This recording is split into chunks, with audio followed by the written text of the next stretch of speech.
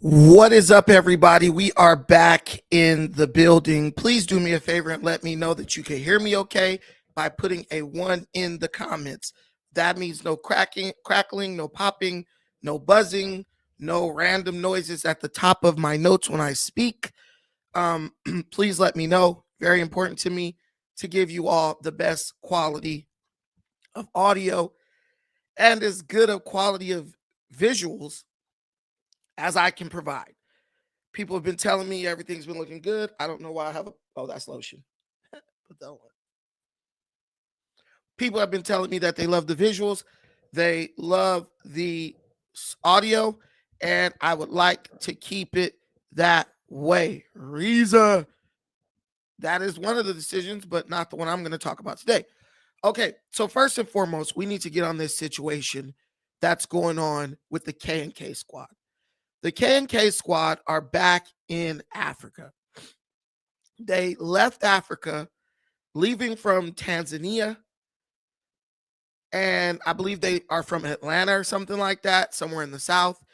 They went back to Atlanta. If you don't know who K&K Squad are, K&K Squad is a group of people. They're a family consisting of a big back, loud, obnoxious mother who's ignorant as hell, a beta male father who basically defers to his wife in every single situation where he should stand up and be a man, and two beautiful children who I see no issue with the kids. The kids are great, right? We're not going after kids. But basically, the K&K Squad is a family that pretty much came to Africa, specifically Ghana, with the intention of bashing the country of Ghana, with the intention of bashing Africa as a whole.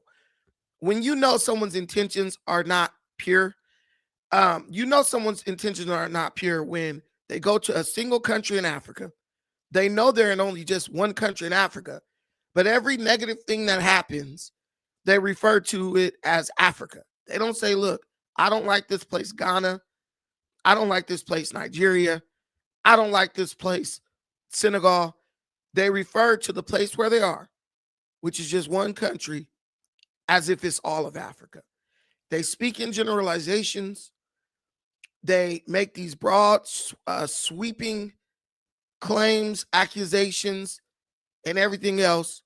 And they totally disregard purposely and ignore the nuance of every situation they're in, especially when it's negative.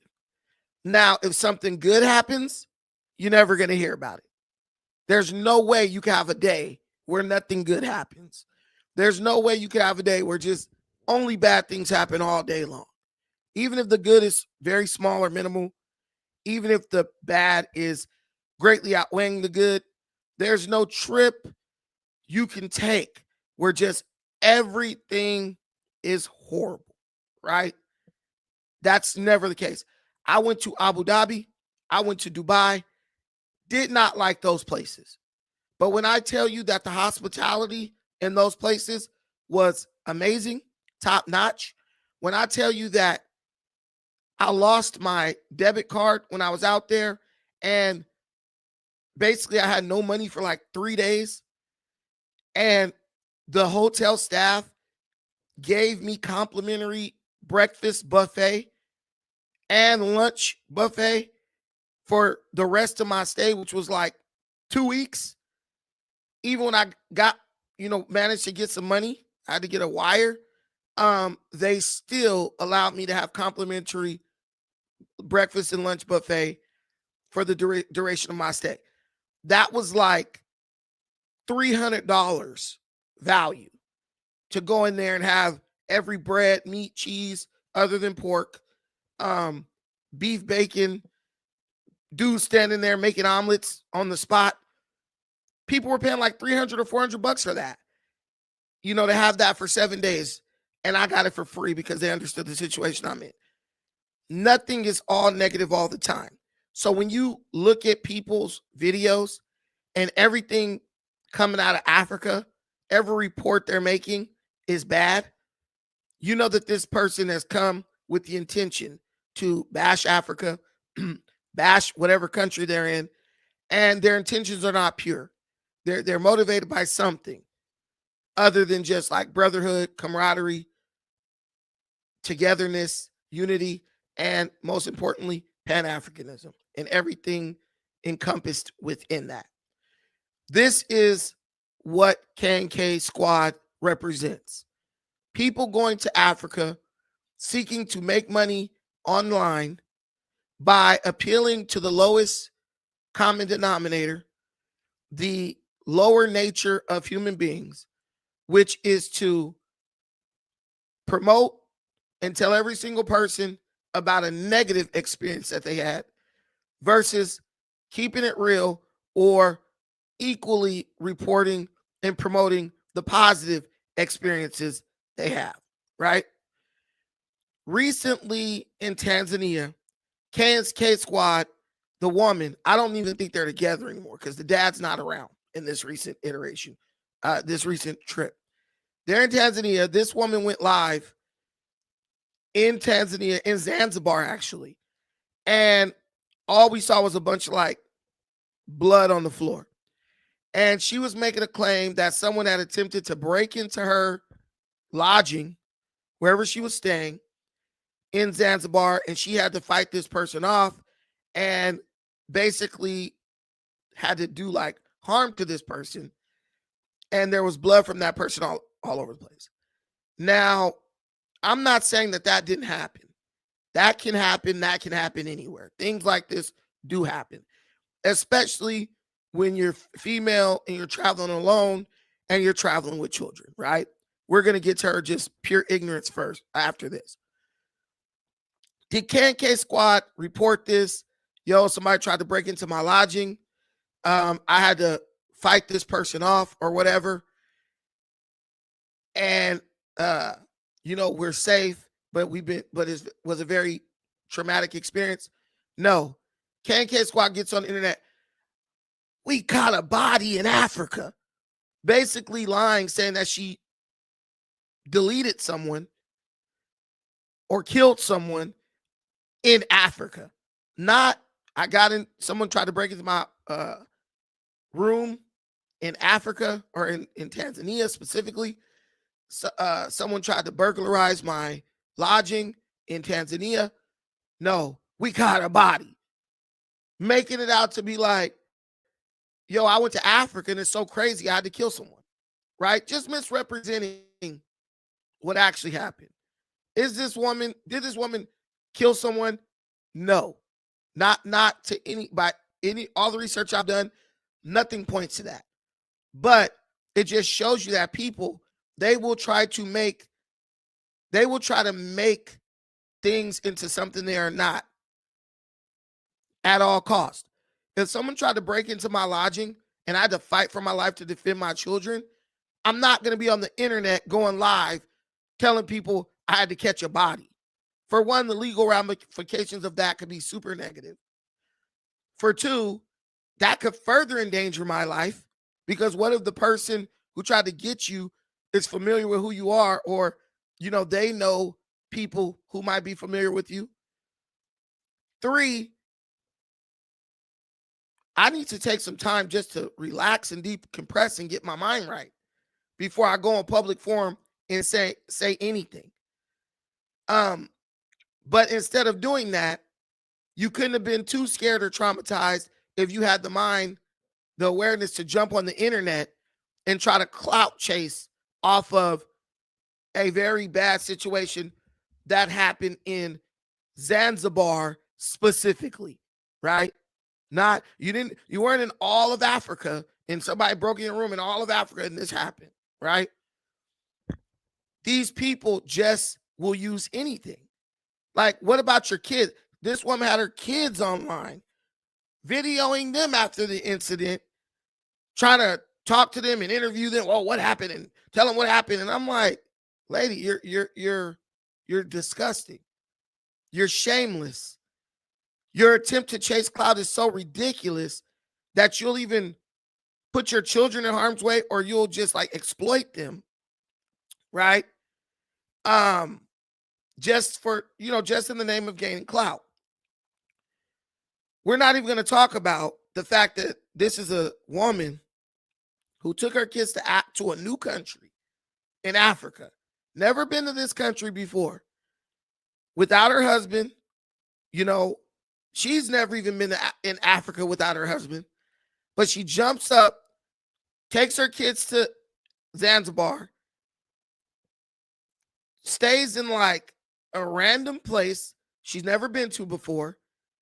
I mean, there are plenty of children in Africa, plenty of people from the States, the UK, who come to Africa, go to Africa, and they bring their children along.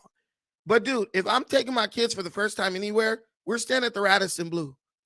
We're staying in an Airbnb of some sort where someone can be accountable or responsible for what's going on.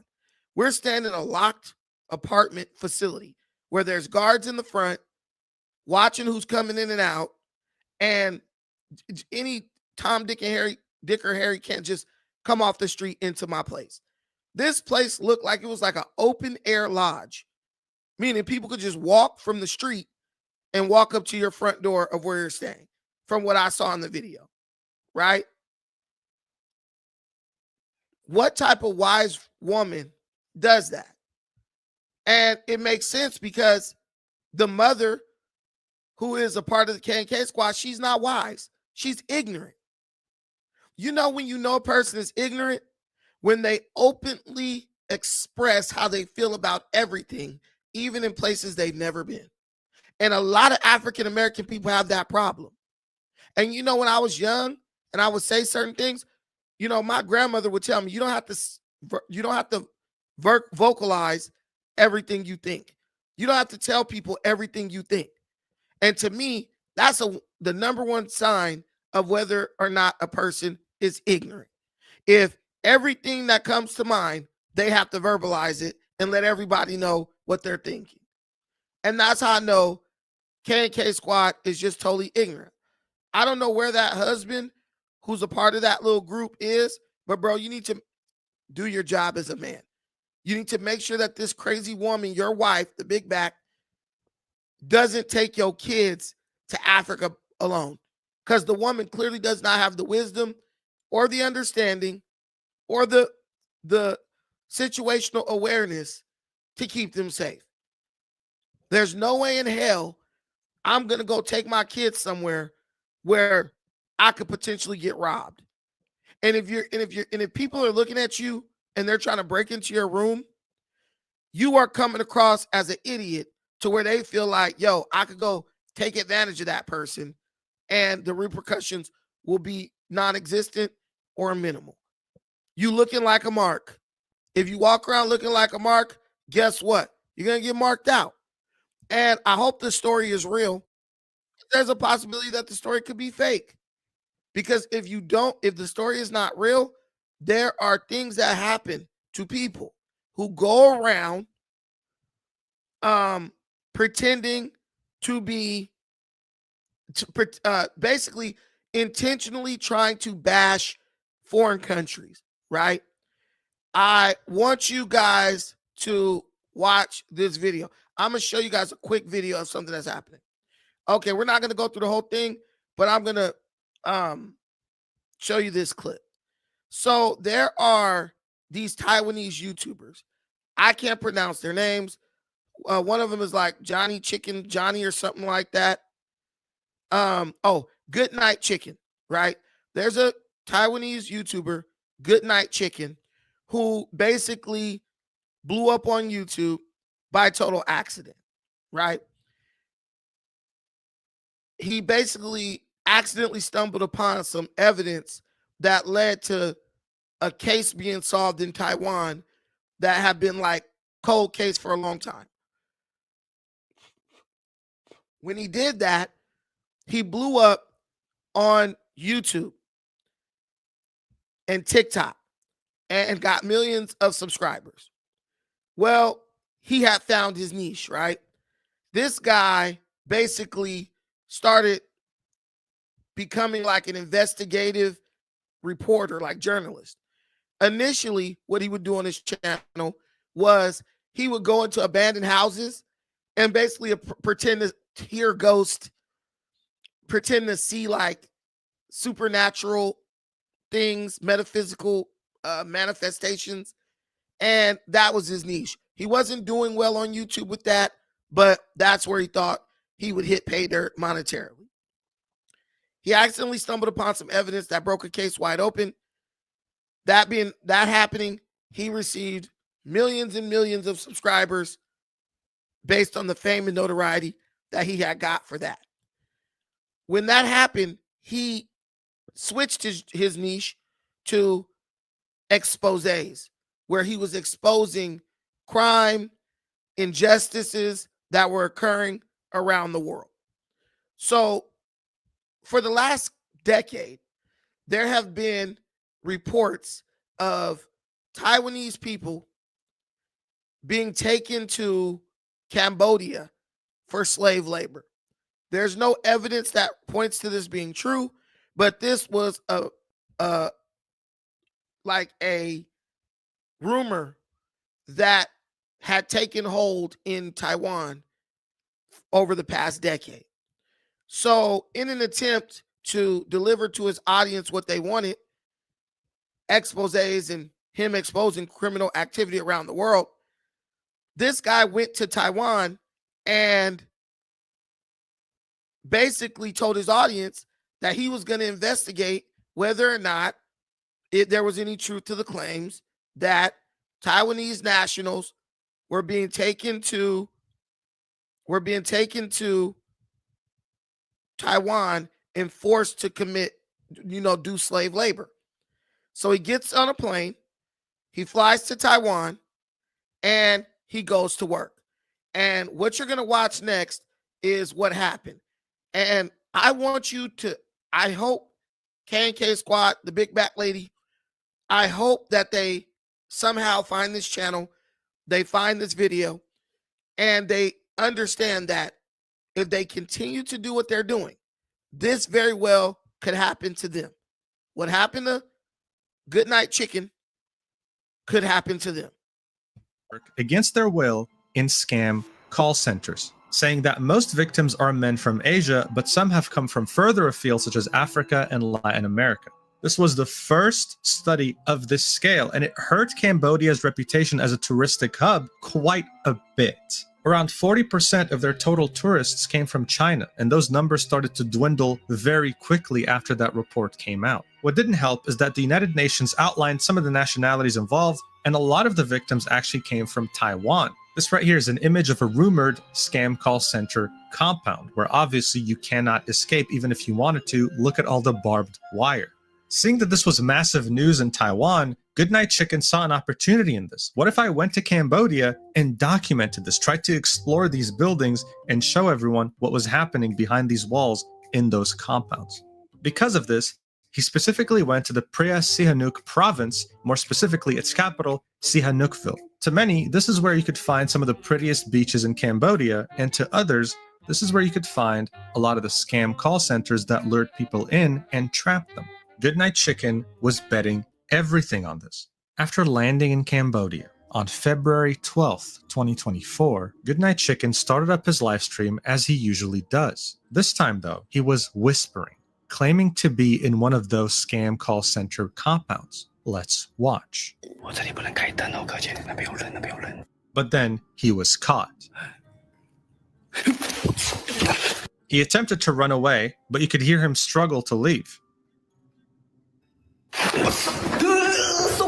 There was a person chasing him carrying a flashlight. Some viewers zoomed in, tried to up the brightness to see who that person is, and they detected a military uniform.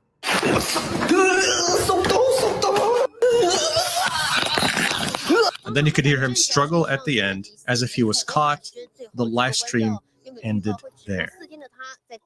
So obviously, you watch something like this and you'll worry. You're thinking, oh, wait a second, was he caught like all these other Taiwanese men that were brought into Cambodia? Are they going to torture him? Are we ever going to hear from him again? Well, they didn't, at least not for the entire evening after this live stream, not until the next day. This time, though, it wasn't from him. It was from his friends and his wife sitting in the middle right here, saying that they were very concerned, saying that this has to be solved as soon as possible, that they were very worried, And this, of course, added more fuel to the fire. The viewers were also just as worried. Now, of course, there were some skeptics asking, why are you out here live streaming? Why aren't you contacting the consular services, the police, etc.? These skeptics were calmed down when another influencer friend of Goodnight Chicken from Taiwan live streamed himself saying that he would never joke with his own life, doubling down on the idea that this is very serious, that everyone should be worried, that there was no room for being skeptical. Things intensified even more when the governor of the province that Goodnight Chicken was in posted 4 images of him on Facebook saying, if you guys see a person that looks like this, please contact me immediately. Even the police and the government was now on this. I mean, they're already struggling with tourism. They have a high-profile Taiwanese influencer show up to their country, claim they're being kidnapped. Holy shit, man. Get everyone on this. This was a matter of national reputation now. But as you might have guessed, things got even more intense. The next day, a live stream just starts all of a sudden on Goodnight Chicken's channel, and it's him running. Watch. 拔腿狂奔，还不时回头看他是直播主玩小鸡，到柬埔寨凯博园去直播，自称遭人袭击后被控制行动。他们拿电击棒，我身上所有钱都被他们拿走了。As you can see, his clothes are ripped. He showed bruises. His head is half shaven, and the things he claimed are so insane that we can't just skip over them. Here's what he said, translated. He claimed that he was controlled by multiple gunmen throughout the night, was tortured with electric shock batons, and was robbed of $3,000 to $4,000 US. This was all while he had a record number of viewers.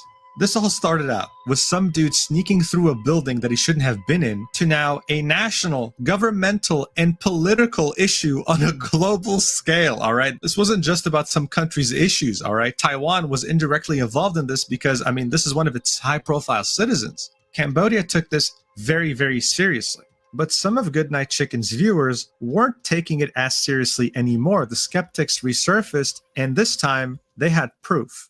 Liu Yu. So basically, we're not going to watch this guy's whole video, but basically this guy, Goodnight Chicken, goes to Taiwan, goes to Cambodia to investigate what people thought was like a slave labor operation going on that was targeting Taiwanese men and making them work in call centers in Cambodia for free under coercion. The guy apparently gets caught touring, going through, or searches, sneaking around one of these facilities, surfaces the next day, right? I mean, major government officials are involved in this now because he basically disappears.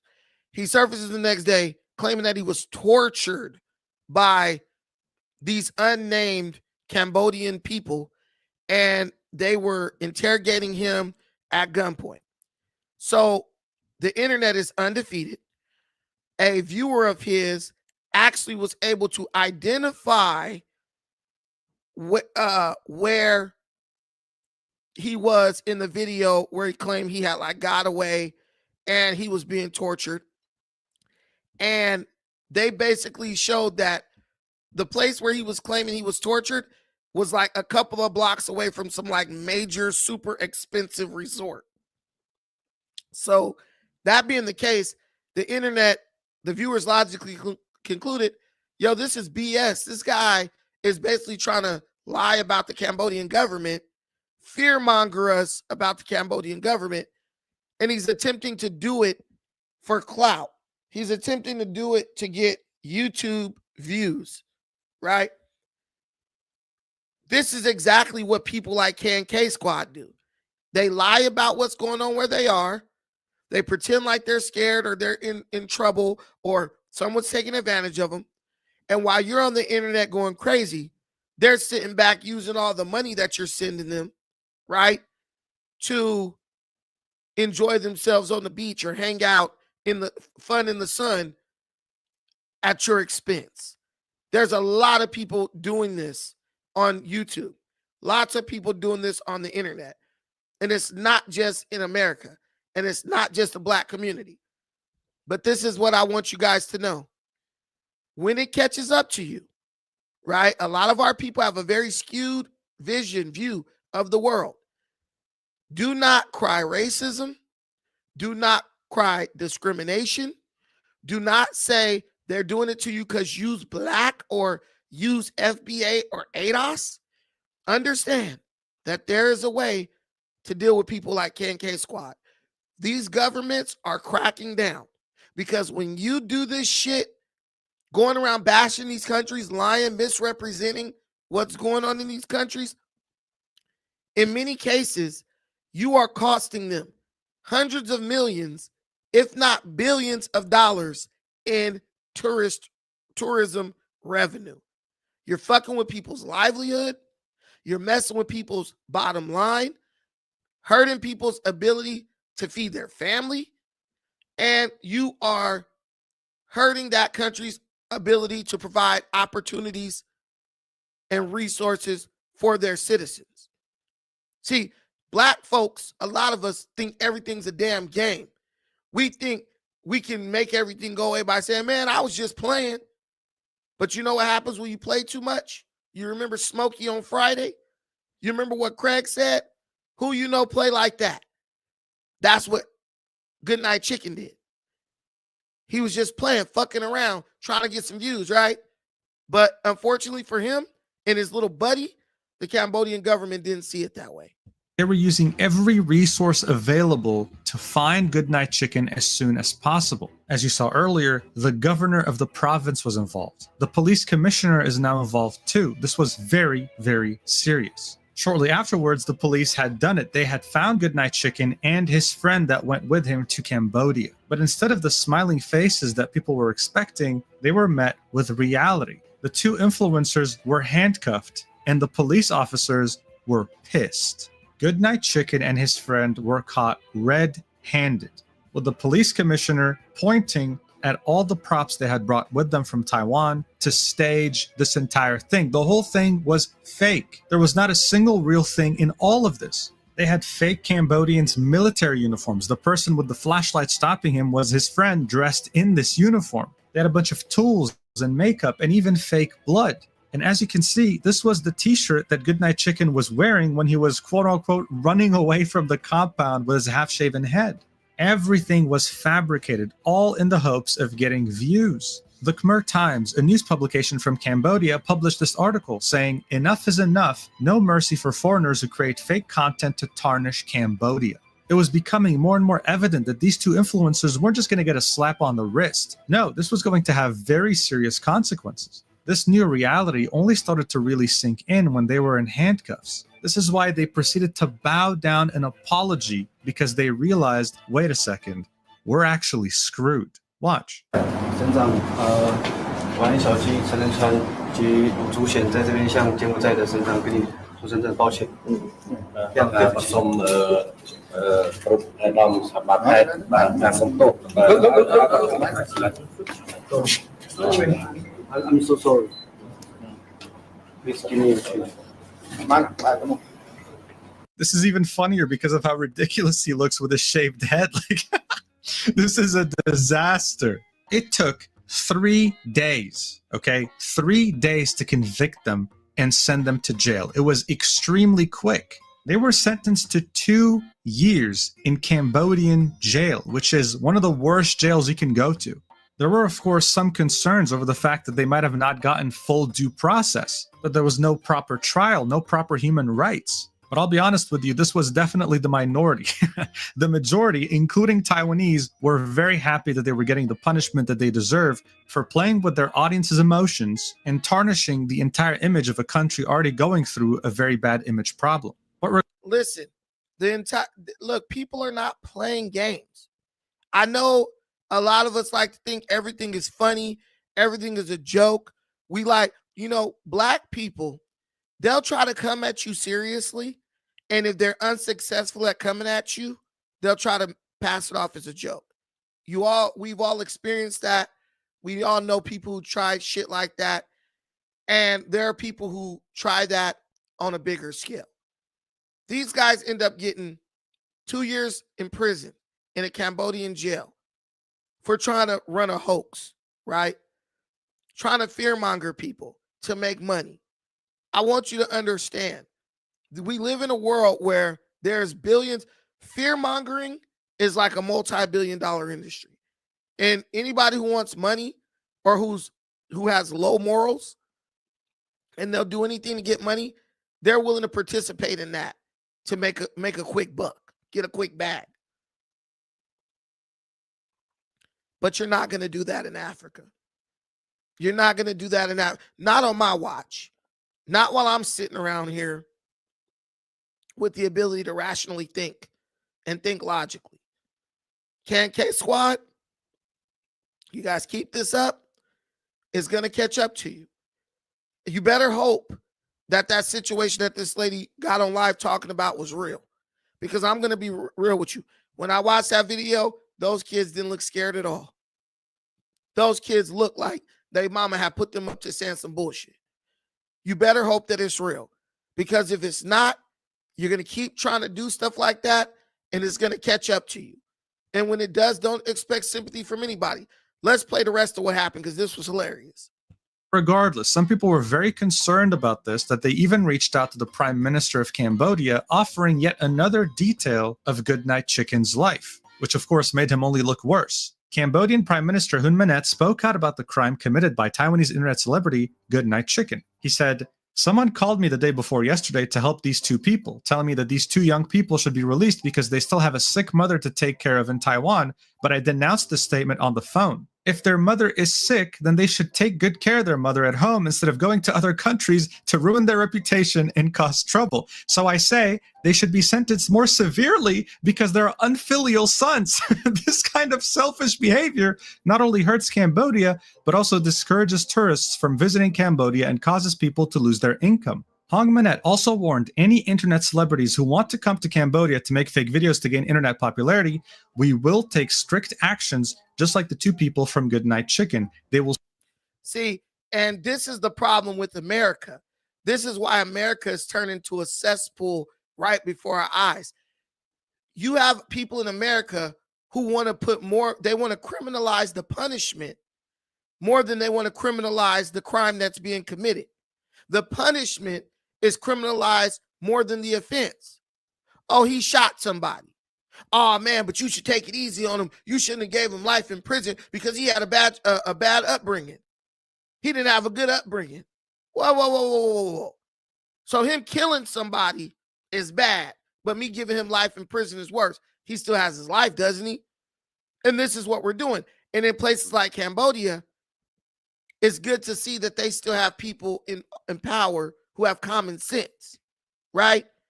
Oh, they should be let out because they have a sick mother at home. If my mom is sick, I'm not going to be risking my freedom to go to countries and try to make them look bad and make up lies and basically set up elaborate productions to make it out to look like this country is running some type of black market slave trade. Do you know how damaging that is to a country? You know how many people already have fears about going to foreign countries, and they're really not going to go if something like that is, being spread by someone they trust? So this political official, in my opinion, he was totally right. They should get more time.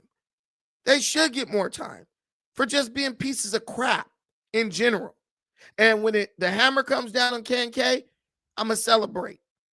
I'm going to celebrate because they've had it out for Africa from the beginning. But here's the issue. If Africa is so bad, why do you keep going back there? I mean, this lady literally gets on the internet and be like, oh, yeah, we had to help somebody escape from Africa. They wanted to go to Mexico instead. Listen, bro, if you don't do your research, don't go to Africa. If your ass is old on a fixed income and you're not ready to live frugally and you're not ready to live within your means, don't take your ass to Africa. Stay in America.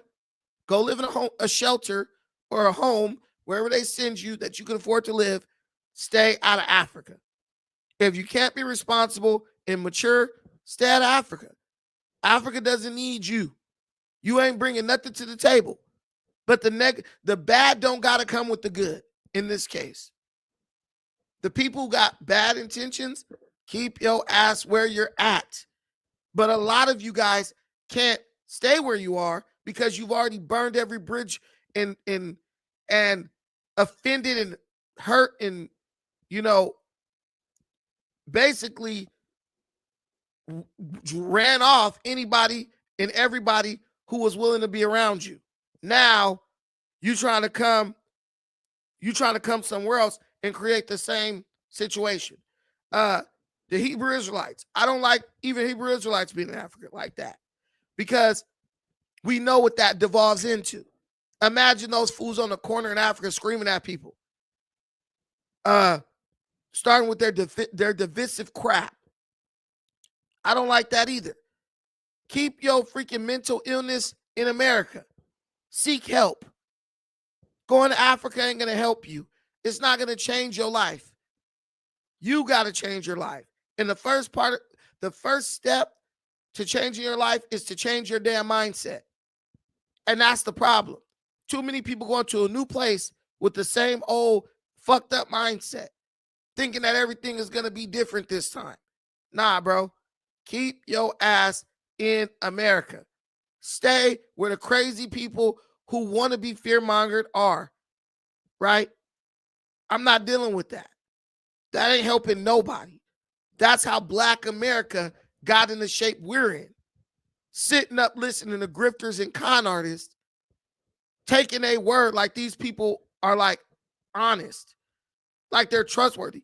Trusting people we don't even know, ain't never met, ain't never even sat at a table and looked in the eye, ain't never even broke bread with them.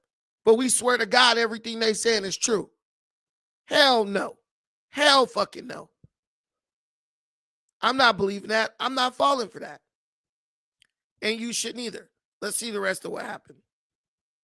Will serve 2 years in prison and be blacklisted, permanently banned from entering Cambodia. So the prime minister himself had something to say about this, and he doubled down on it, telling anyone else who might have the same idea, if you come here and do the same thing, not only will you be permanently banned from visiting, but you will also be going to jail. So again, I just want to show you how the Taiwanese were reacting to this. On the post from the governor of the province involved, where he was asking, hey, anyone have information about this guy? Tell me immediately. The comments are, they're self-explanatory. Please let him go to jail. Or, as a Taiwanese, I am deeply sorry for the issues caused by this Taiwanese individual in Cambodia.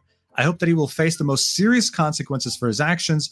Please believe that the majority of Taiwanese people are well-mannered and differ from him. So this is why, even though the conviction was extremely fast and might have broken some human rights, no one really had any sympathy or even pity for him. The Cambodians were furious that someone was harming their reputation for clout, and the Taiwanese were furious because not only did he play with their emotions, but he single-handedly harmed their reputation.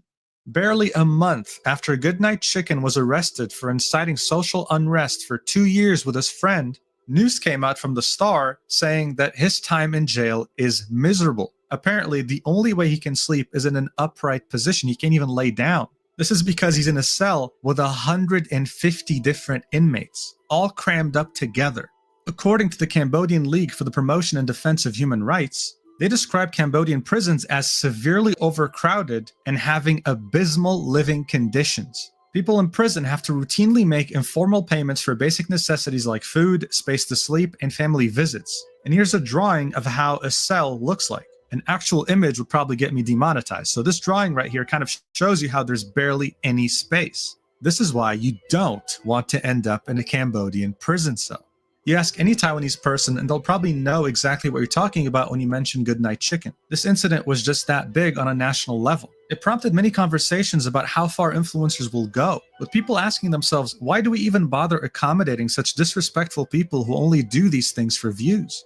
And today, the world is asking itself the same question. Why do we continue to accommodate these people? Why did Japan not go the whole way like Cambodia did and jail this idiot for multiple years? Why did Israel not do the same thing too? Because by the way, Johnny Somali also got arrested there after Japan, and now he's in South Korea. Is it purely because of his American passport, or are countries simply not equipped to deal with such things? Who knows? I personally hope he gets jailed for multiple years, and in the case of Goodnight Chicken, I hope it serves as a reminder to all these influencers that they are not immune to the law just because they have some followers on Instagram. They end up making all foreigners look bad, and I personally don't want to be grouped up in the same group as someone who uses a holy site in Japan to do pull-ups. Anyway, we'll see what happens. Thank you so much for watching this video till the end. I appreciate that so much. I'll see you in the next video whenever that is, and yeah, love you. See, So, like, when you look at these other countries, you got people from those people's own country saying, you know what, they got what they deserve. Sorry for what they did. Thank you for holding them accountable. Don't let that be the black community. Oh God, it's racism. Oh God, they hate FBA. They hating on us. Look, man, the world is not gonna dance to your drum. You're gonna dance to the world's drum, right? We have this like delusions of grandeur. Everybody is following us. Everybody wants to be like us. Everybody this, everybody that. Listen, man, more people going to go visit Cambodia than going to the hood to go see the ghettos that Black America lives in, right? Ain't nobody following you. That you used to be interesting, but then you just got played out. You ain't doing nothing new. We still trying to sell and market gang culture to the world in 2024. You're tired. People tired of it. They don't care no more.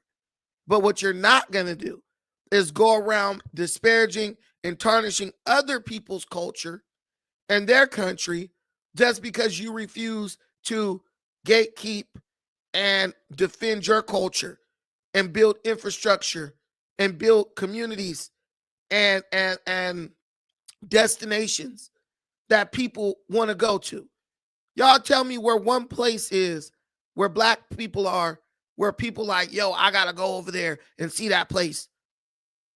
Not Atlanta. Ain't nobody in the world like, man, I really want to go to Atlanta. Fuck no. Nobody leaves their country to go to Atlanta. They might leave their country to go to New York, LA, you know what I'm saying, Chicago or something. Don't nobody give a damn about that, Atlanta. They're just like, hey, man, my flight's passing through here. Or I got a job here. Or something like that. And why? Because how many people want to leave they country? How many people leave Japan and say, man, I want to go to Detroit. I can't wait. It's been on my bucket list to go to Detroit so I can eat at Buddy's Pizza. Maybe now because of the foodie movements. But we're not tolerating this. When you speak out against K&K and other people who disparage the continent, you're not doing anything wrong. You're doing what every healthy group of people, healthy culture on the planet does. You call out those among you who operate with no integrity. You call out those among you who are irresponsible. You call out those among you who are making things harder for everyone. You got to get them out of your community. And that's what I'm saying about K&K Squad. They're no different than Robot Chicken. Only difference is that big back and they ain't getting as many views. But that's how we are. We'll tear our shit down for less, for peanuts, for pennies. $10 on a Cash App and shit like that. It's not gonna happen. Keep your ass out of Africa. K&K Squad, when you come out of Africa this time, don't go back. Stay over here. You didn't try 2 countries. Ain't nothing but bad happening to you, apparently, from what you're saying. Okay, you've had your run. Stay in Atlanta, dude. Stay over where y'all from. Wait, what? Nobody comes to Detroit lifelong to traders speaking loudly. What? I don't know what you mean. If you want to comment on the K&K situation, I'll put the link in the comments. I'll give you guys like 2 minutes to come up. If you don't, in 2 minutes, I'm going over to Auston Holleman's major announcement because I think Auston Holleman represents the opposite side of the spectrum when it comes to going to Africa. A lot of people got their beef with Auston. They don't like him for whatever reason. But me personally, I don't see anything wrong with what he's doing. I really don't see anything wrong with what the passport bros are doing when they go to Africa. And I believe that those who are truly on a search for some type of community some type of like camaraderie. They go to Africa and they'll find what they're looking for. You know, I think Auston was very clear about why he left the US, and I think he stayed true to his reasons since he's been gone. Now, does he make some mistakes? Yeah, he's a young guy. Young dudes make mistakes. There ain't a single one of y'all who didn't make a mistake when y'all was in y'all 20s. But overwhelmingly, when I look at this guy's videos, check out his content, bro's a young man doing what a young man should do. Having fun. He's working hard. You see the videos that he's posting. Let me share this. You see the videos he's posted. You can see it behind me. Good titles. Americans are leaving other countries for Kenya. He said, this is the one. I'm going to start a family here in Nairobi. Here's why. This is what his major announcement was.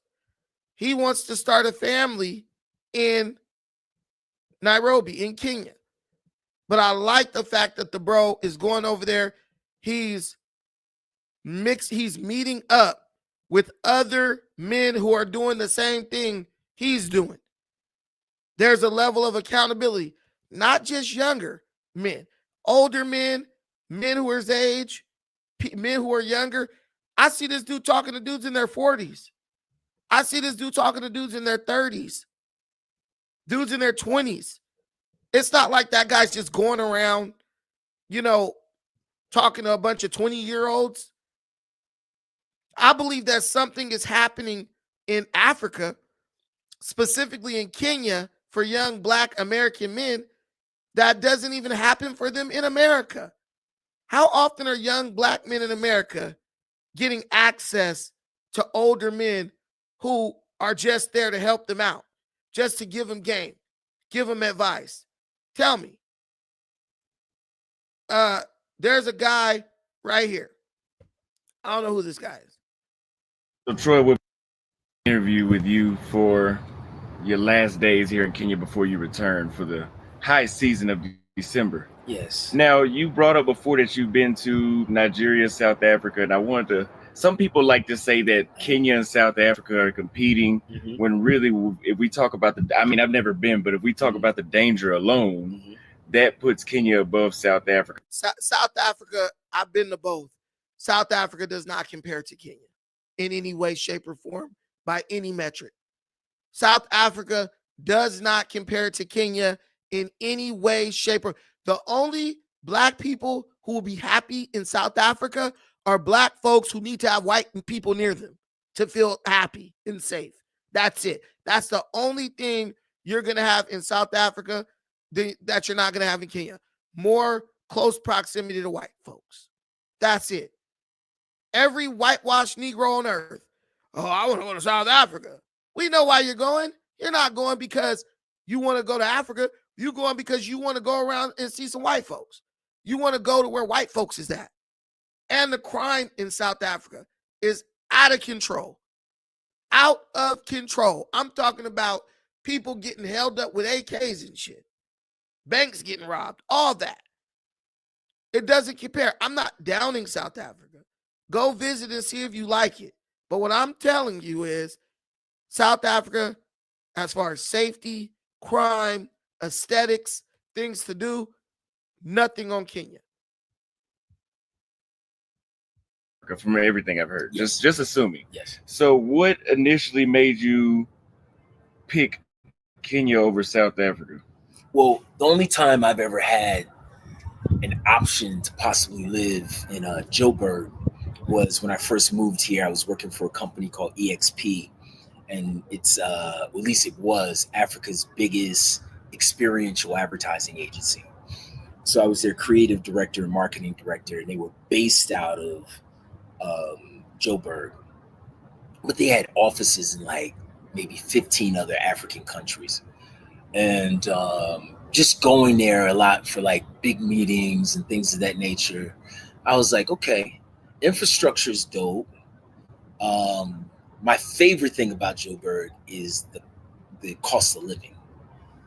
you know, is dirt freaking cheap. Like it's way cheaper than living here.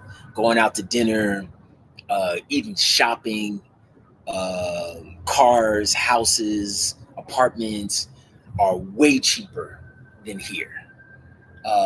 So I love that part of Joburg, like, or South Africa. And I can only speak to Johannesburg because I've never been to Durban, although I want to visit. And I've never been to Cape Town, which I will go within the next 2 or 3 months. Okay. But living there, like all my American friends that live there, they have to worry about security. You know, they all have security guards. Whenever they go anywhere, they got like a guard with them. I don't like that. I want to be free. Well, culturally, which one would you say has more of a cultural African cultural experience? Like, which one is more African feeling when you're there? Is it Kenya or when you were in South Africa?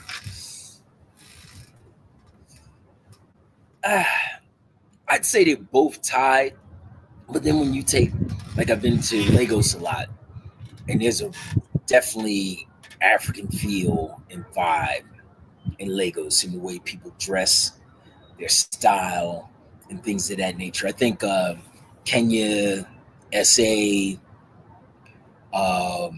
due to, you know, colonization or colonialism, and how it's stuck, you know, especially here with the Brits, you know, there's just a little less kind of like African vibe. Whitewash. Yeah, whitewash. Good say. I didn't really detect that when I was in Joburg. I felt like it was Africa. Black people, they Africans, they talk in their language. They're, you know, even in Joburg, you didn't really see a bunch of white people. Like, I didn't see a whole lot of white people, but there were more than you would see in Kenya, you know. I saw a lot more white people when I went to Cape Town. That's where a lot of white people are. But there were still primarily Africans in that place. But, you know, Cape Town, beautiful city, very beautiful. Joburg, very beautiful city. Infrastructure is nice and all that stuff. Still has nothing on Kenya. Nothing at all. And I didn't really play this video so you could see hear bro's story. You could go over to Austin's channel to watch that. But what I did was I was playing this video so you could see. You got a black man with gray up in his beard talking to a young black dude, giving him game about a place he's never been, right? I know a lot of people can't imagine that Austin's never been to South Africa. Well, he's never been there. You know, he said that. I've never been. But he's getting game. How many of us in America at 25 could find a random black dude who's older and say, man, give me some game and sit down with me for an hour and just tell me where you've been and what you experienced and give me some suggestions? Very hard. In America, they want to charge you for shit like that. Oh, come to my workshop and it's going to cost you $300. Stupid shit like that, right? There's something happening in Kenya right now specifically that would never even happen in America for black American men. And it makes sense why somebody like Austin would make a video saying, yo, I want to start a family in Kenya. I understand where he's coming from. I don't knock him. He just got a super nice apartment out there. This is actually, I believe, his apartment. He gave a little tour of his apartment. I think that's it. I'm not 100% sure. It looks like the apartment he got. See, everybody's talking to. These are older dudes, man. And they're giving this dude game. But he gets it. And for a guy who's been around the world, see, this is not just someone who ain't never been out of his city or out of his state, right? This is somebody who is he's been around the world, Brazil, Colombia, all that. And I want to show you this apartment. So we are doing another house tour at Troy's house here in Westlands. he has the best place that I've been to in Nairobi so far. Well, thank you, my brother. And this guy has been here for a while. And I'm gonna tell you, the restaurants that are downstairs, the grocery stores, the coffee shop, the view. We're gonna get to the view in a second, but most importantly, I believe you were in the newspaper or something like that here, right? Because of how well furnished your place was. Yeah, it was one of the national newspapers here like 3-4 weeks ago. Yeah. And they covered. Got a hammock right here. Added that. My man George made me. I like to grill, so he made me my own personal grill, Troy's Groovy Barbecue, and I be groovy in my barbecue. So I added all these plants. I add the lighting out here. Yeah. And then here's a great view of the city at night. So you got Sarah here. That's a dope roof deck, pool, bar.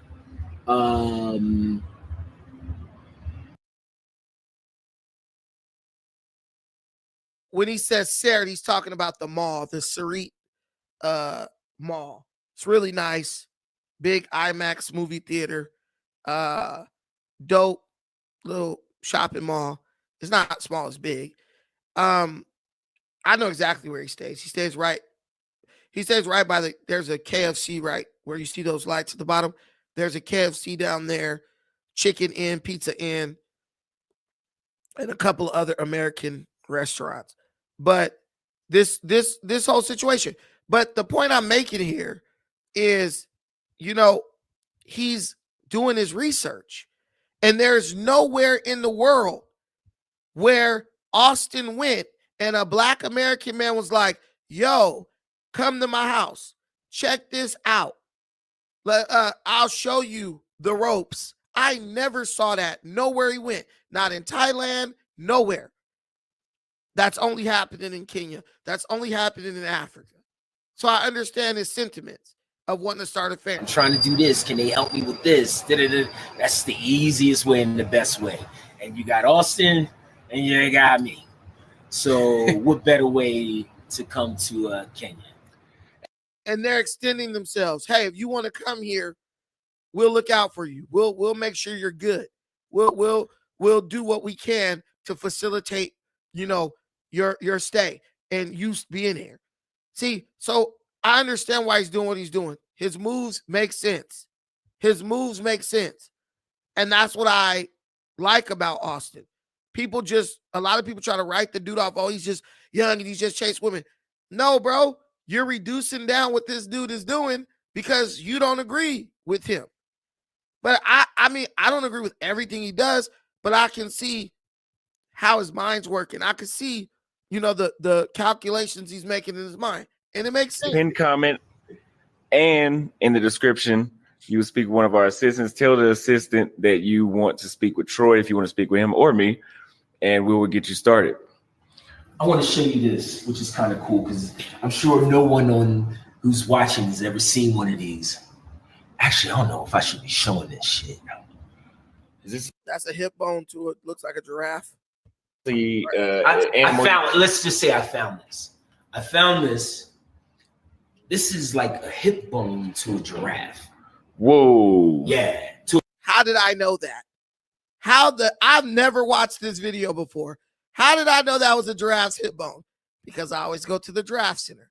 And when you go to the giraffe center to feed the giraffes, they have a huge giraffe skeleton inside the little tourist, research spot. And you can identify all the bones on a giraffe in that skeleton. Hip bone of a giraffe. And it's fine for him to have it. He just can't try to take it out of Kenya. To a small giraffe, not a big one, like a baby giraffe. Yeah, this is a hip bone to one. And I had my guy, I'm going to have somebody shellac it. What is shellac? Shellac it when they sand it out and then they put that shiny shit over top. Oh, okay. Paint it and make it look really nice. It's so funny because when I listen to this guy talk to these older dudes, it's like, in a way, it's like he their son, kind of. Like, he's He's not afraid to ask, like, what is this?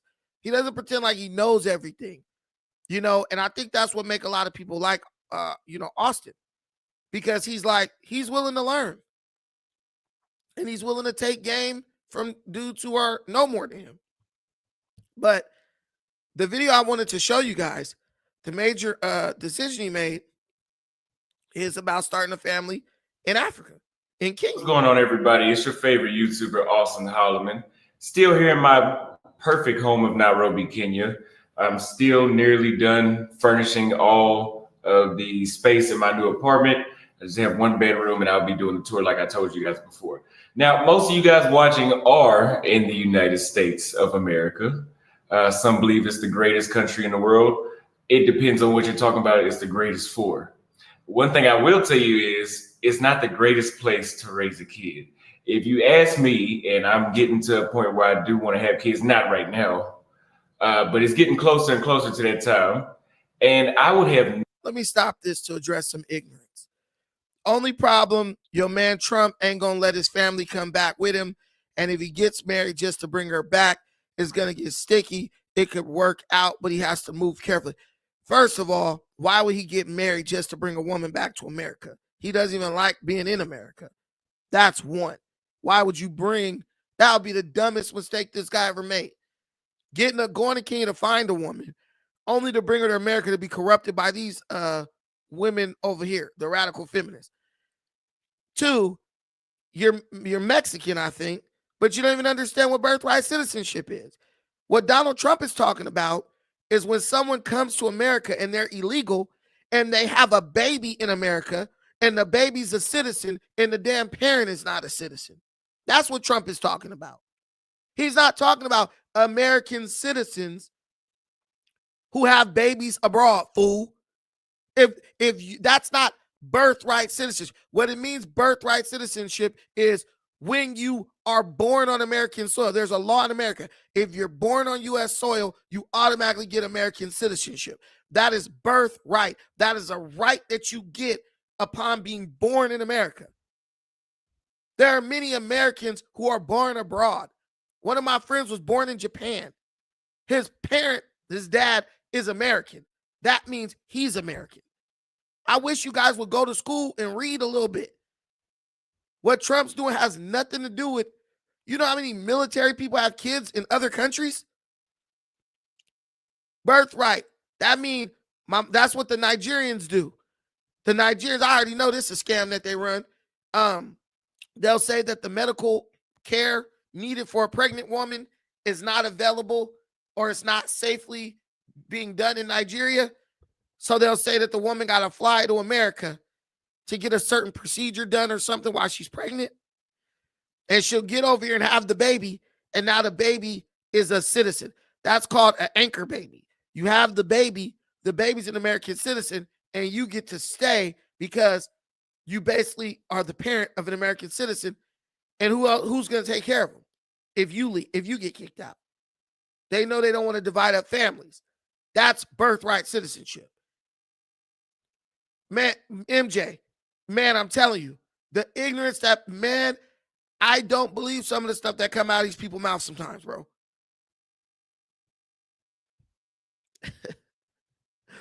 Hey, dude, your last name is Gabon, dude.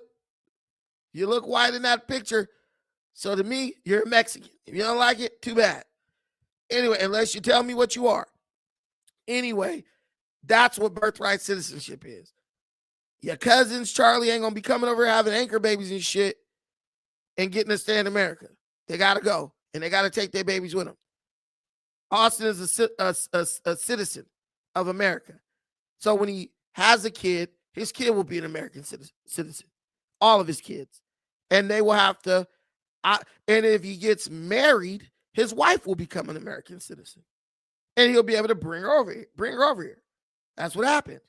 But the guy having this YouTube channel alone will be proof that he's not just over there marrying chicks to get him citizenship. He can reference it like, bro, I was in Africa for X amount of years. Nigga. We're not even going to be living in America. Like, stop it. Stop it. Let's keep going. Never ever in my fucking life considered raising a child in the United States. And I'm gonna go down on the reasons why, but to keep it short and simple, actually, it's a meat grinder for someone's mental health. And the morals that the United States has right now, I just don't think fit how I grew up or how anybody in my family would have wanted my children to be. So that's why I'm in a place like Kenya, not because just that I would enjoy my life, but for the future, the rest of my family will be able to enjoy their life as well, living and growing up here. Say what you want about it. Some people like to talk about the price or the whatever they want to talk about the president. Listen, that has nothing to do with me right now, unless it's something serious happened. You have a president. If you're watching this, you're probably in the United States, and if you're a newly immigrated, a new immigrant in the United States, shit, that president's about to ship you back to where you came from what I saw. So, I mean, maybe you should worry about where you're at before trying to make it seem like every other government has a huge issue just because it's not an American government. I'm not saying the one here is perfect. I'm just saying in general, because I know some Americans like to do that. Now, the first reason I would never, and this isn't too bad, so these aren't in order. One reason you would never want to raise a child in the United States as opposed to a place like Kenya or any other country in the world that's going to be a lot cheaper, a lot more affordable to raise a family is because of what I just said, the high cost of living in the United States. So, for example, if you want to have a baby here in Kenya, you could literally, and listen, I know people make $300 a month. They make it, listen, those people that live in Kenya for $300 a month, go look at where they live at and see if that's where you want to live. Now, back to what I'm saying, because people are going to start saying that, well, you can actually raise a child in Nairobi for $1 a month. You know, they're going to say some over the top. I mean, he's wrong there. He's new to Kenya. Where he lives, Westlands, that's like I would say, I'm not gonna say like the Beverly Hills of Nairobi, because that to me would be like Upper Hill area. That's where the rich Parklands, when you got that money. Where he is like upper middle class Kenya, right? The people who live by the beach in like a beach town. That's where he is. His rent, somebody said like $2,000 a month. I don't believe that at all. The place where he lives, the cost is probably like less. It could be $1,000 a month.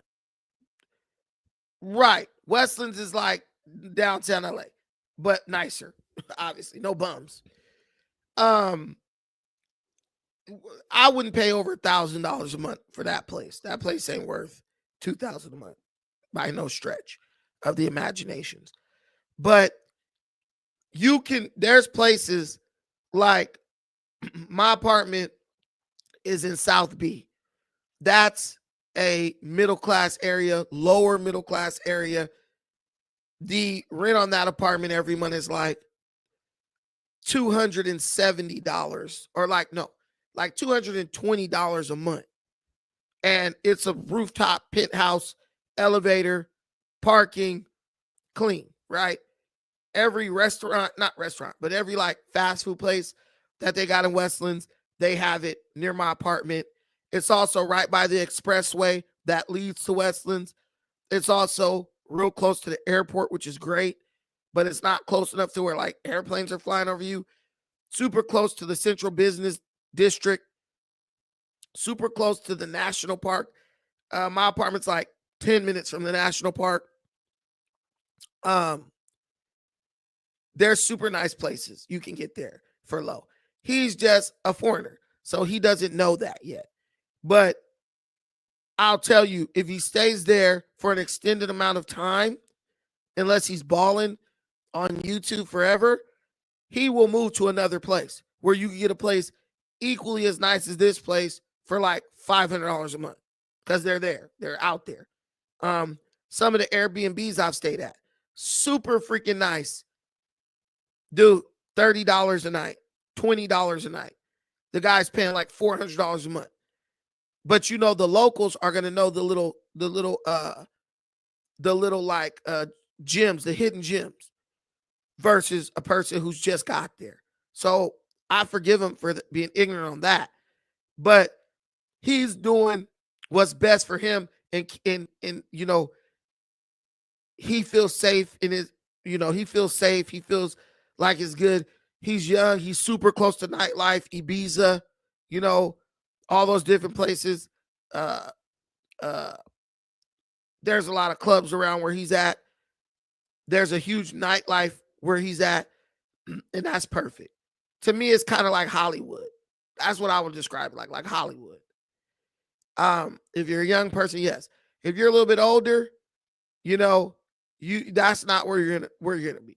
If you're married, you're not gonna be in Westlands primarily. You know what I'm saying? Unless you got some money, or, you know, your wife and you like love going out all the time and y'all still go to the club and shit like that. When he meets a girl, if she's worth her weight in salt and they're serious, she'll encourage him to move to another area where he can save a little more money and have a similar or better experience. Because remember, before he came here, he was staying like more on the outskirts, and it was hella nice out there of Nairobi. But everyone I know who's like stayed there permanently, some people have stayed in Nairobi for a little while, but then there's people who like move to the coast. There's people who go to like Kilimani. I mean, not Kilimani, Kisumu.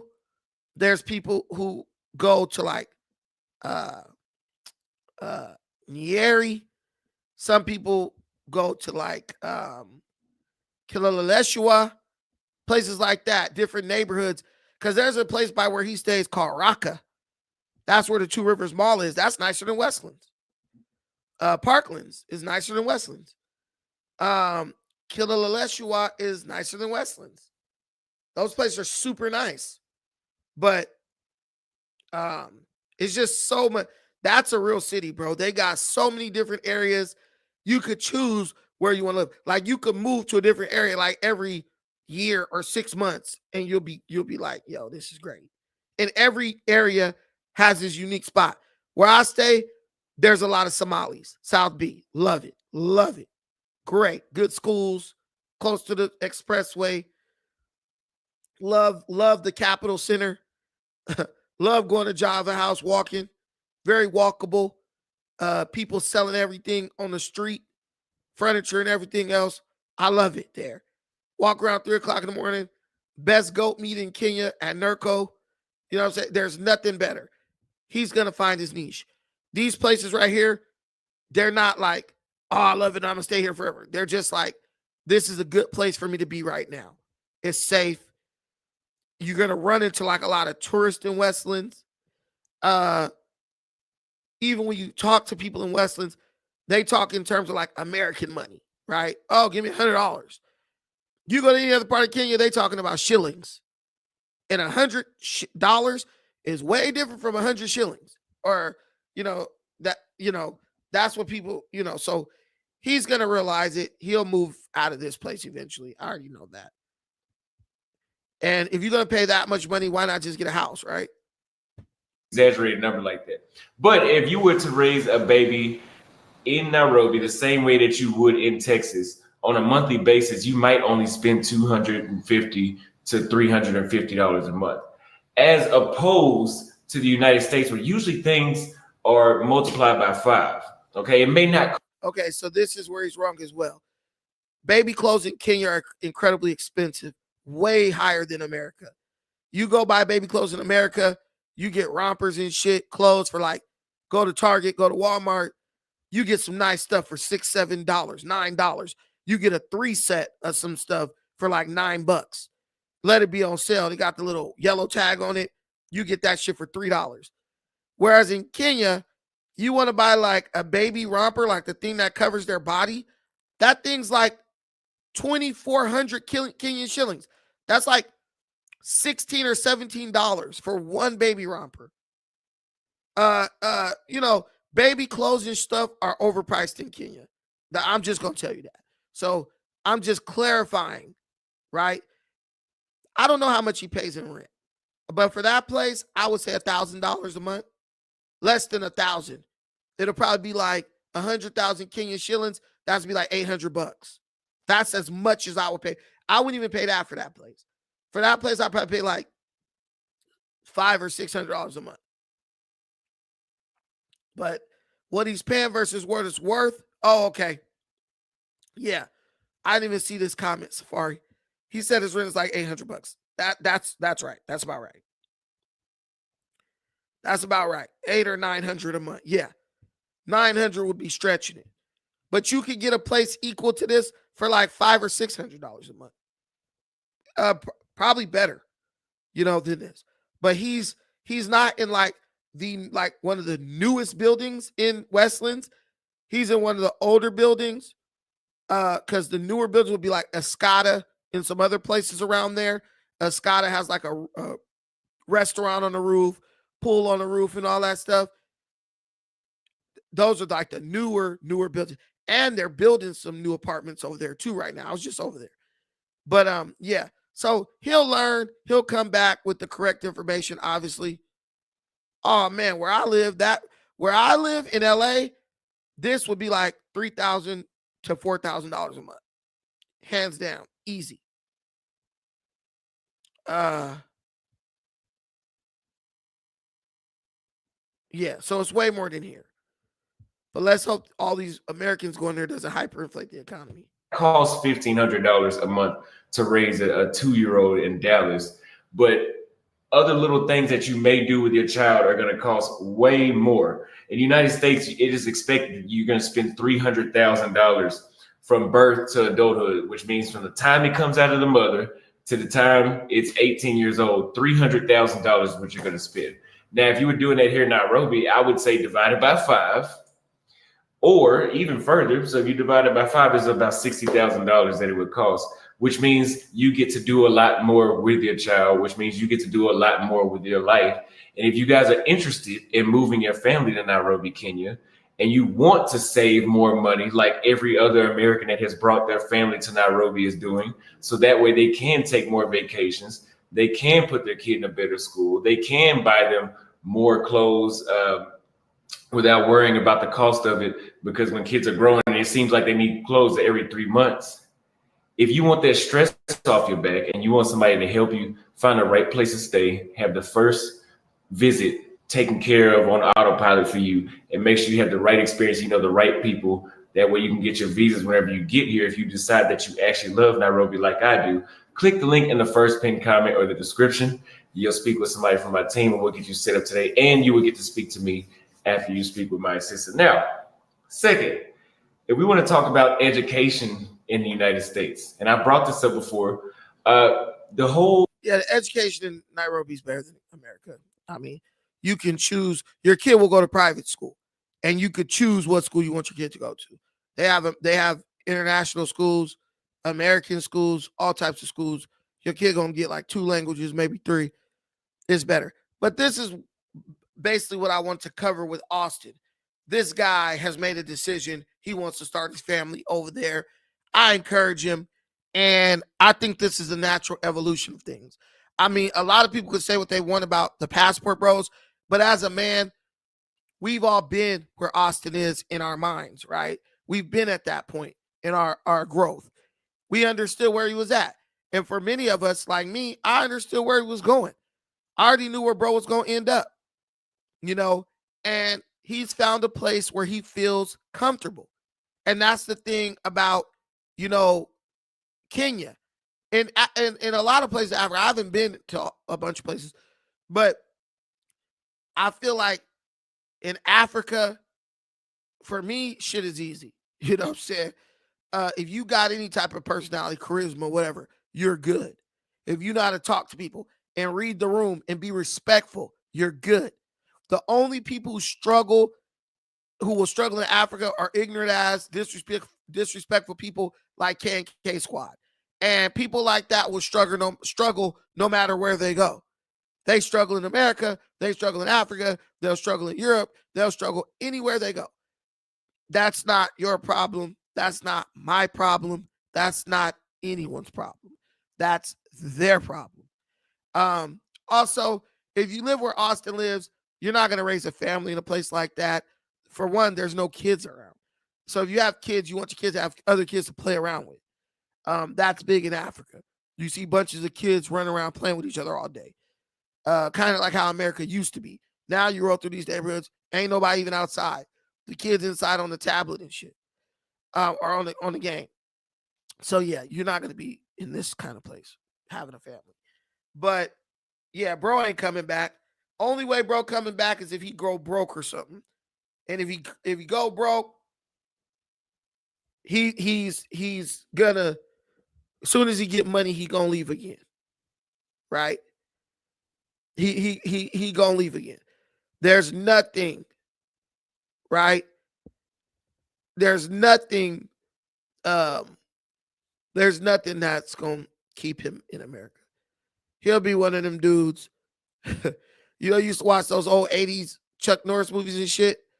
And there's that one American dude living in like Cambodia in the middle of nowhere. You know what I'm saying? And he like he's like guiding around the like military guy or whatever. That is that's gonna be Auston. But you know what I'm saying? He can go way further. He can go way further with this if he wants to. And his YouTube channel is doing good. Only risk he runs is, I mean,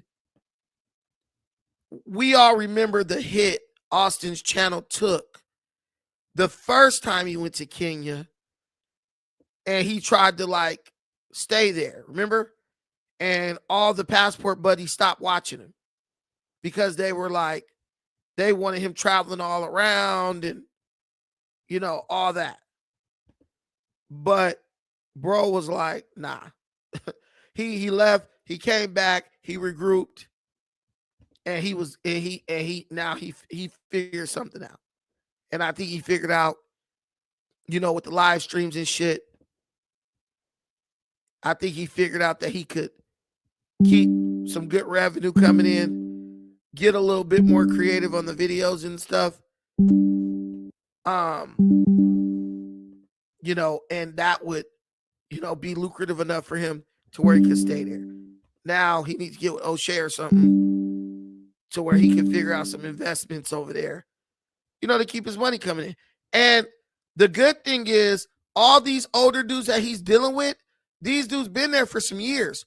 So they clearly know how to generate that revenue while being in Africa. And that's the game. Like when I look at the dudes he talks to, I'm like, why would he talk to these old dudes? These dudes are going to teach you how to stay there.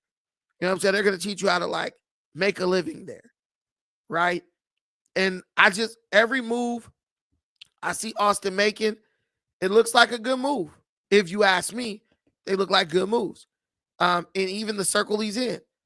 These dudes been there for a while. Hey, bro, I need to make X amount of dollars a month. All right, man, I'm doing this. You could do it. You'll be able to make this much money, right? Or, hey, work for me, whatever. But this is what you need to do if you want to be a person who's like in Africa, living in Africa, whatever. A lot of us are going places, falling in love with these places without a plan on how to stay there, right? That's it's not sustainable. And if it's not sustainable, guess what? You can't stay there if it's not sustainable. So I love what he's doing. I like the way he like had a minor setback, end up having to go back to America, deal with his mom's bullshit, and then he came back stronger and smarter. And that's why Auston is going to succeed where a lot of people fail, because he's smart enough to like regroup and come back stronger. A lot of people don't got that. They don't have that ability. A lot of people are like single-minded. Oh, if this didn't work this time, fuck it, it's over. That's not the way the world works. You got to come back.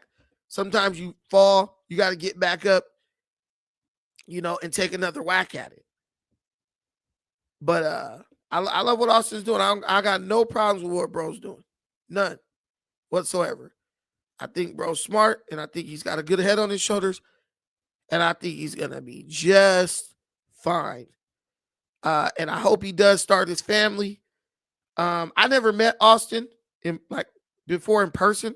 Talked to him a little bit on Twitter and the messaging, but when he does have his family, you know, I will let him meet bro, let him meet his family, and offer whatever help I can, or maybe get whatever help I can, you know, as far as, you know, being in Kenya is concerned, and, you know, making shit happen for myself, you know, my family. That's all we can do. Let's just pass the information over, share the info. Do I want every Black American to move to Kenya? Hell fucking no. But if you got a good head on your shoulders, you know, you trying to make some shit crack, you trying to, you know, do the right thing, yeah, there's no reason why you shouldn't come. There's no reason why you shouldn't come to Kenya and do whatever it is you want to do. But yeah, so that's pretty much it for me. I gave you guys the link. I'll give you the link again. You want to come up here and comment? I'm trying to get back to bringing people up. I do want to hear y'all opinions and stuff. If you want to come up and just comment on this situation, what you think? What do you think about? Excuse me. What do you think about the Auston Holleman situation? What do you think about, you know, him deciding to have a family in Kenya? Or you can talk about K&K Squad and how some people can ruin a good thing for everybody. That's my biggest question. Are we going to sit up and just let these people destroy everything? Or are we going to start standing up and encouraging and celebrating the people doing the right thing and ostracizing and rejecting the ignorant people? Can't stand an ignorant person, you know? And that's what K&K Squad represent for me. Just pure unadulterated ignorance. But yeah, the link is in the comments. Hey, real quick, shout out to my boy Ant. I'm gonna just call him Ant. Shout out to my boy Ant for the $20 holler in the Cash App. AD. Shout out to my boy JP from the LB for the $5 holler in the Cash App. We do have the link for contributions. As you know, we are demonetized. We're working on that though. In real time, I've hired the nerds to help me get this in order. Until then, we're dependent on Cash App, and we're depending on PayPal to we're dependent on Cash App, and we're dependent on PayPal for contributions. Most people have a Cash App. Most people have a PayPal. Hit the link. You can contribute through PayPal or Cash App. If you have contributed if you donated anything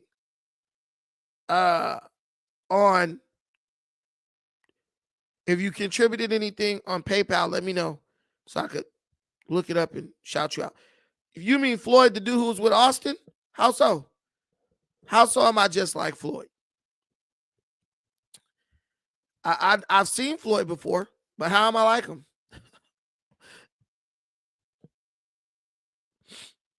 Floyd be begging for money the whole damn video. I'd be like, damn, this guy's only talking about money. I talked about money at the very end of the video. Oh, same mentality as far as what? As far as what? Let me know. You guys, the link is in there. You guys come up, chat it up. But yeah, man. I really do. Oh man, I just was over there. Why would I not be? I just was over there. I was just in Africa for damn near a month. But of course I will be back. Get back to the motherland, bury my corpse on African soil, you know. Don't bury me in America. You niggas might dig me up and beat me up. That dude, foreign only. I think he might be slow. What do you mean foreign only? You mean like foreign women? Second Amendments? I don't know what that means. Y'all talking in fucking pig Latin right now. I don't know what the hell y'all talking about. But, oh, I beg like Floyd. I don't think so. Joy Poindexter, you love this channel. You love my style, dude. I do a show, you watch it. Your wife has to beg you to get away from the computer screen. Please, Joey. Oh, that's Floyd's channel. Second Amendment. Yeah, Floyd is tripping, bro. Why would you be in Latin America where you could be a kid? That to me is stupid. Have I not done what several times? Against who, sisters? What Haitian dude? What are you talking about? Man, shut your ass up. You don't think nobody's your damn sister. Hey, dude, you're an internet troll. It kills me when people who are trolls on the internet try to act like they have some type of deep connection or love or compassion for anybody. Bro, you're an idiot. That's ultimately what it was. Like it is. Nobody on the internet trolling people cares about anybody but themselves and their own personal entertainment. Right. How the fuck you compare me? How are you comparing me to Floyd? Come on, man. You're stupid. That's silly. Yeah, man. Joey, you care so much about black women. Right. Are you even married, bro? Yeah, I don't bash anybody. I hold people accountable. That's what I do. Hey, we're gonna get back together tomorrow.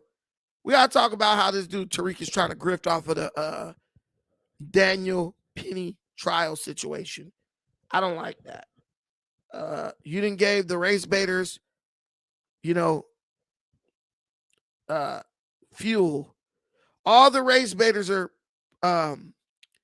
rearing their ugly heads again because they got fuel now to reignite their grifts. The Daniel Penny situation. I'm telling you, the mainstream media knows exactly what they're doing, bro. They lost to Trump. They can't convince you politically of anything. So now they're going to use the toothless dog of white supremacy, the black community, to try to shame everybody and march everybody into submission. It's not going to work. Go ahead, Michelle, my girl. What up? Wow. Hey, how are you? Sorry I missed your stream. Can't stay on too long. I had a family event at the show. School was doing like a holiday event. But anyway, enough of that. But thank you. I'm going to get the replay. But yeah, thank you for doing this topic. I definitely do the show on Tariq. I don't like, not just Tariq, Jason Black. They are not dealing with the hardcore issue that's dealing with Black America.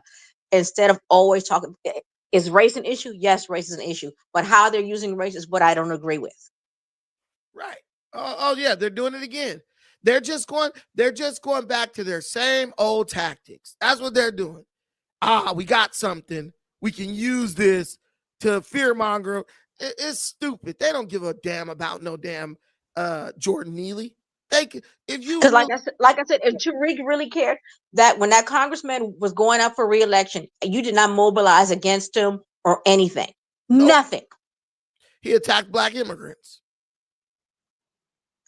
And yeah, yes, he does. Hey, for real.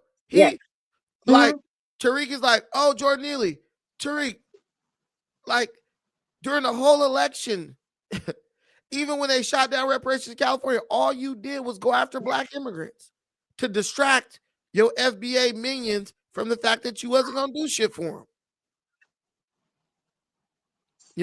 And then another issue I have, what is going on with the museum? There's no let's mobilize. He could have used that museum for us to meet, talk about political issues. I understand you may have to do the comedy club because you got to keep the lights on. I get that, but I don't see you at least once a month just using the space to us to galvanize, or even for the children to come and have a safe space. Nothing.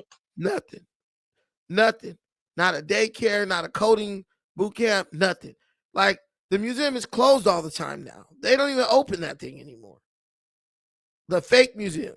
They can use it for a day for somebody to come in and do something for the community. Right. Oh, they don't give a damn about that. You do anything there, you're going to pay Tariq. That's it. His minions. Not enough space. But based on what you showed us, it's not enough space. It's enough space for a crack house. But yeah, man, those 2 parking spots. Those 2 parking spots in the back is not enough to accommodate all of FBA. Let's just keep it a buck. But yeah, so we'll probably do that in the morning. Just go in the morning about that. Yeah, bro's definitely grifting. He got fuel. All the race baiters now have fuel for their fire. Whoop-de-doo. Good job, guys. And all the ignorant people who follow them are going to agree to be, in suspense for the next 4 years, while every other group is mobilizing to come up under Trump. Negroes are more mobilizing to complain on the bottom. Jordan, but my question: Do you think the father is going to have any claims on the lawsuit? I don't even think it's even will have grounds based on this verdict. Hell no. Let me tell you something. It's the system's fault for why there are delays. Dale Hanma, you're a liar. Ain't no damn system. Get the fuck out of here. Delays on what? The museum has been open. The fake museum has been open. He has exhibits in there, allegedly. So what is the system delaying? Ain't no delay when something's already open. Anyway, the whole situation is if black people gave a damn about Jordan Neely like that, Jordan Neely wouldn't have had to go on a train to beg for food. First black person he came across would have gave him $5, $10. Hey, bro, go get you something to eat. Black people be full of shit sometimes. You know what I'm saying?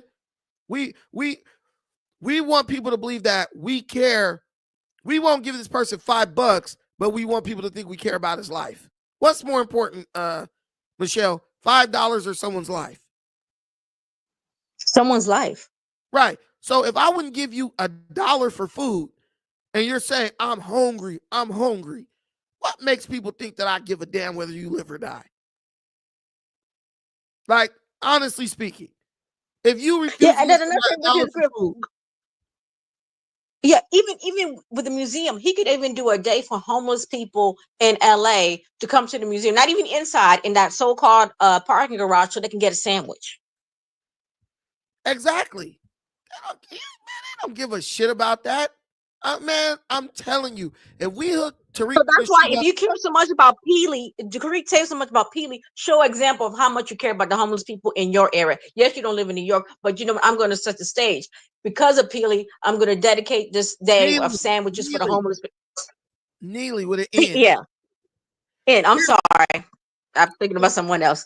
He could, go ahead.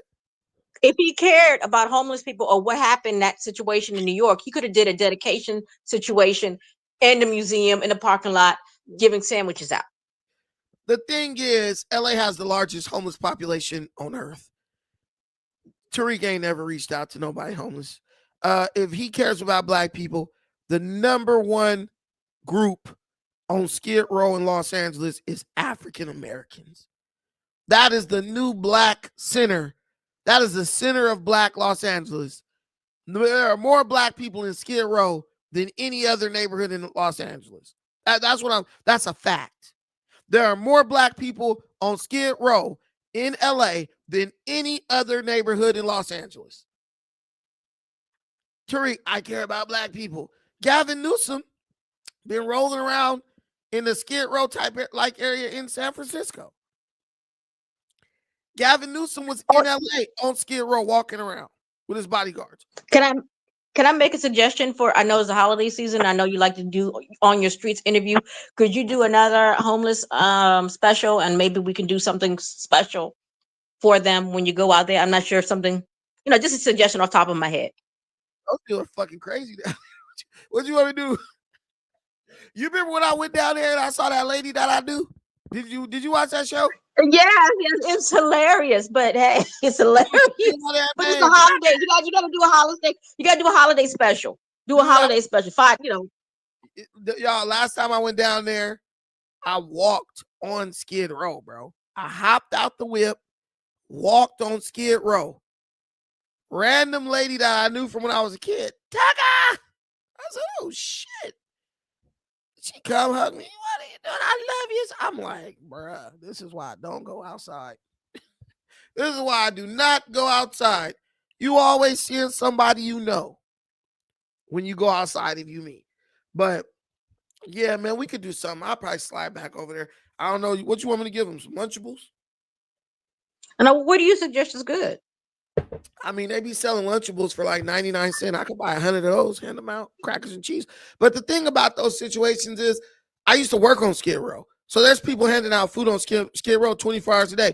When you hand out food like that, you actually create a bigger problem, because that's why there's so much trash and shit down there. Because you got all these churches. Okay, what about personal care, little personal care items? I don't know. I'm just throwing things out. Nah, same shit, same thing. Because if you hand out 1,000 sanitary napkins, sandwich bag kits with this and this and that, man, those people are so wild. Like, they'll give that shit away, try to sell it, or throw it on the ground. Like, if they, don't want to use it, that's why there's so much trash on Skid Row, because people are constantly handing out stuff. And what happens to the wrappers and all that? It goes right on the sidewalk. Like, all right, it's so bad now. They stopped removing kids from their parents' custody for being homeless on Skid Row. When you was back in the day, I put the link in the comments, Dale Hanma. Back in the day, if you were homeless and living on Skid Row, they took custody of your baby. So now they stopped that for God knows what reason. So now the mom can go smoke crack on Skid Row with the baby with her. You know what I'm saying? And it's so bad. There's babies, fucking infants, newborns living in tents out over there. Little kids, 6 years old, 5 years old. I was recording some shit when I was over there. There's a little girl following me. She's like 6 years old. Stop recording, man. If you don't get your little ass back in your tent, like, stop recording. I'm like, this is fucking pathetic, bro. Like, they just make a mockery of black people. They, like, while you're so hyper focused on reparations and shit, they just making a damn fool out of us left and right. Like, it's so bad. We so damn stupid thinking that these people are about to hand us something. They just making fun of us, dude.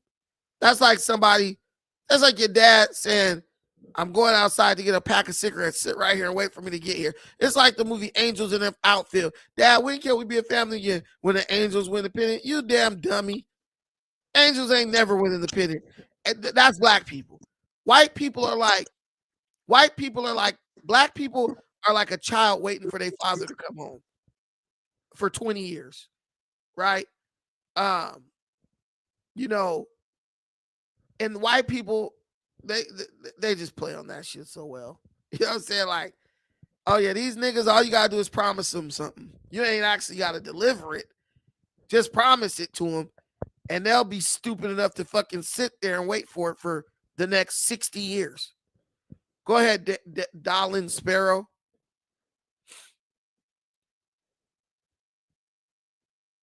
Darlin Sparrow going once. Darlin Sparrow going twice. Darlin Sparrow going 3 times, and you are out of here, buddy. Let's go. You good? You want me to give you another 3 count? Unmute your microphone.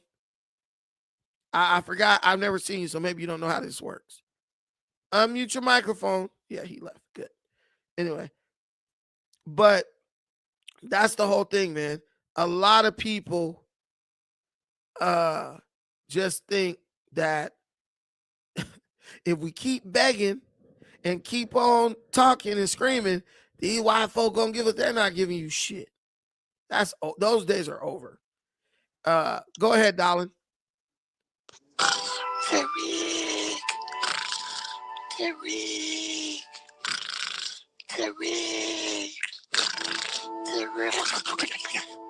Oh, wow, I really must have overslept. I need to get up and see how much money Tariq has made today. Okay, let me go on over here to my computer. Alrighty. Wow. Where is Tariq getting all this cash? He's getting it from you, Darlin Sparrow, obviously. Anyway, hey, this thing doesn't even have Tariq in the title.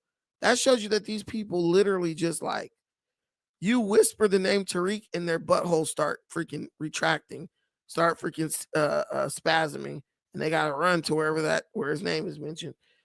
Is that not crazy, Michelle?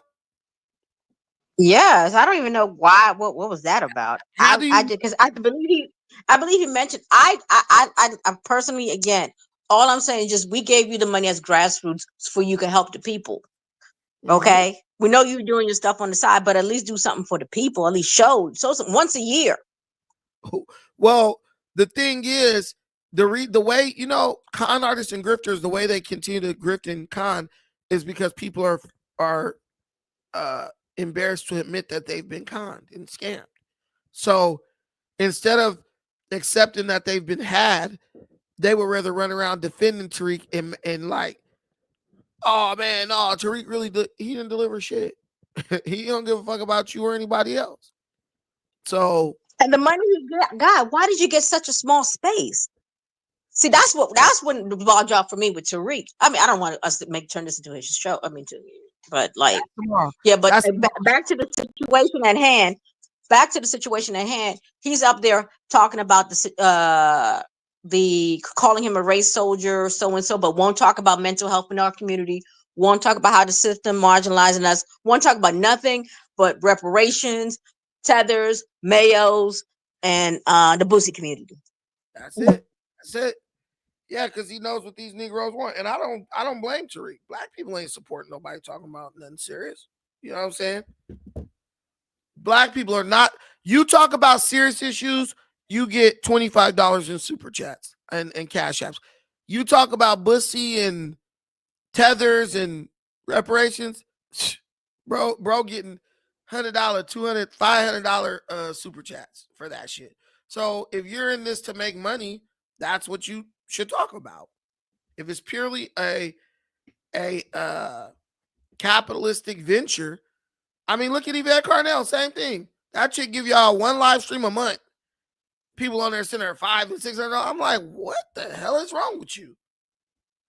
You know how many black families could use that money who are struggling, and you giving it to a damn con woman or a con man? But they got it figured out. They know their audience well. They know their audience well. Like right now, if I talk about this, what I'm talking about, if I do a show about Tariq tomorrow, I'm going to have 300 people watching. I know what black people want. They want controversy. And the biggest thing black people love to do, they love to listen to the same shit being said over and over again. Why you think black people been going to church 80 fucking, yo big mama been going to church 80 fucking years. There ain't a thing that pastor gonna say that she ain't already heard. But black people love being preached to and talked at, even if the message is redundant. Because as long as you preaching to them and talking at them, they don't got to do shit but clap their hands. Amen. I agree. Well, how much do you agree? Do you agree enough to get off your ass and go do something about it? Or all you want to do is agree and not be, expected to do anything other than that? That's just a nature. We don't want to be inconvenienced. We don't want to be inconvenienced. Right. You want to go in there and wear the biggest hat in the church and sit in the front fucking row and block everybody's view, and you feel like doing that is you doing your part for Jesus? Your community is in squalor, but as long as you get to be head of the usher board, all is right with the world. What was I timed out? Why was I timed out? I didn't time you out, Joey. So one of the moderators probably didn't like what you was talking about. The Democrats tapped into the same people and been disrespecting them and getting their vote for over 6 years. Oh yeah, Tariq learned his tactics from a white person, obviously. And the white people learned it from the old black grifters from the past, Jesse Jackson. That's the vein that Tariq falls in. The black grifter class. These people know black people very well. So they know how to, they would rather, remain, be revered in the black community than to be honest with the black community, right? Me, I'm going to be honest. Yeah, because I'm an honest person. Ain't shit, I don't make a practice of lying. So I'll never be prominent in the African American community.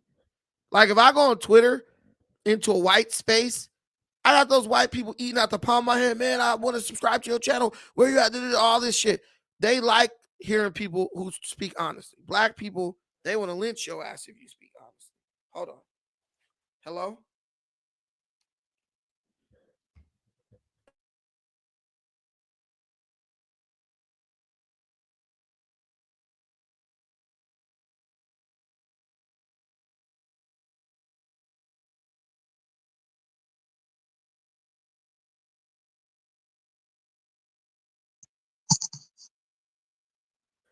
Hello? Sorry. Why did I say hello? Like I was just on the phone. Look, man, I'm getting old, guys. It's okay. I won't be here with you forever.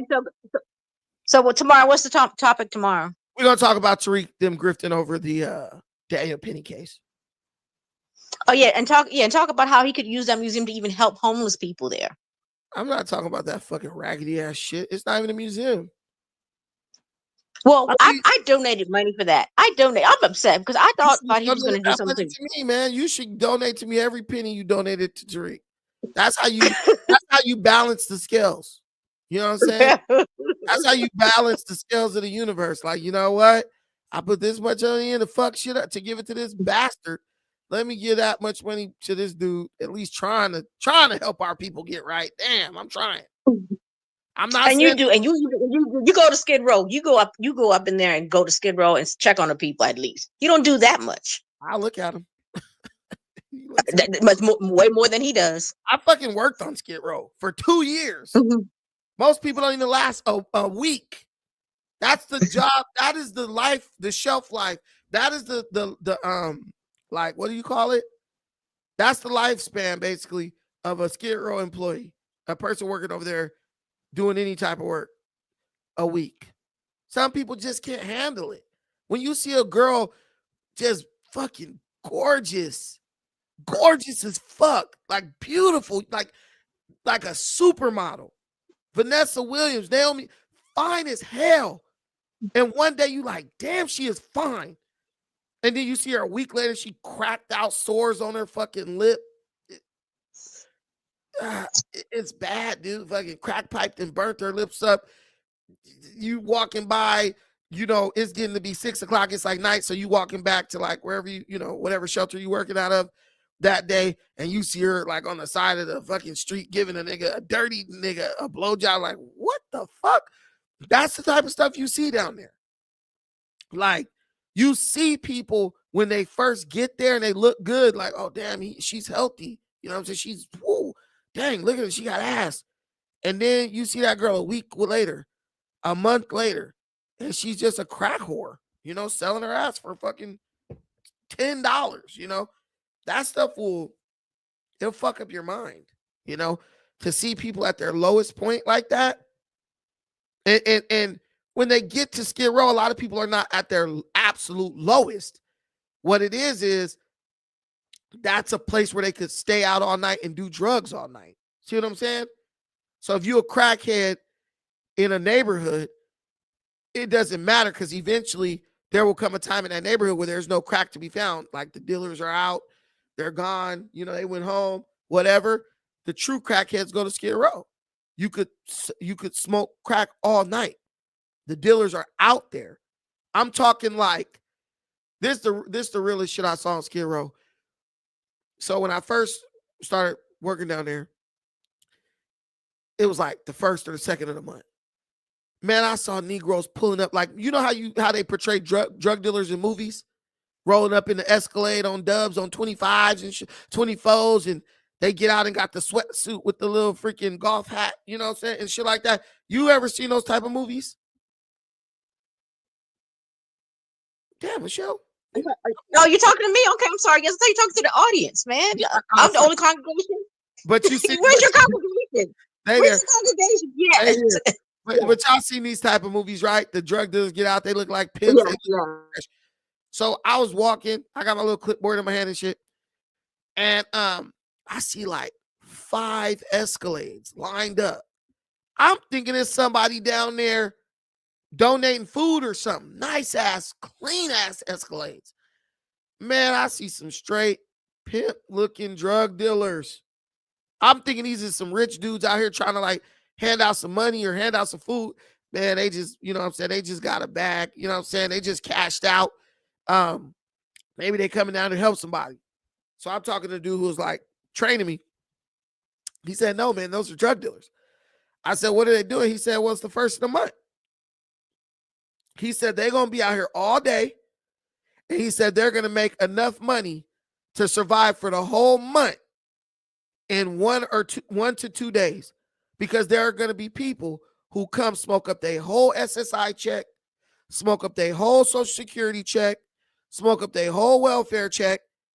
Those dudes make $10,000 in 2 days on Skid Row. Wow. Sitting out there with their car, sitting there all late in the night, and those crackheads is coming, that clocking. That's where that term clocking came from. They coming, boom, boom, hit.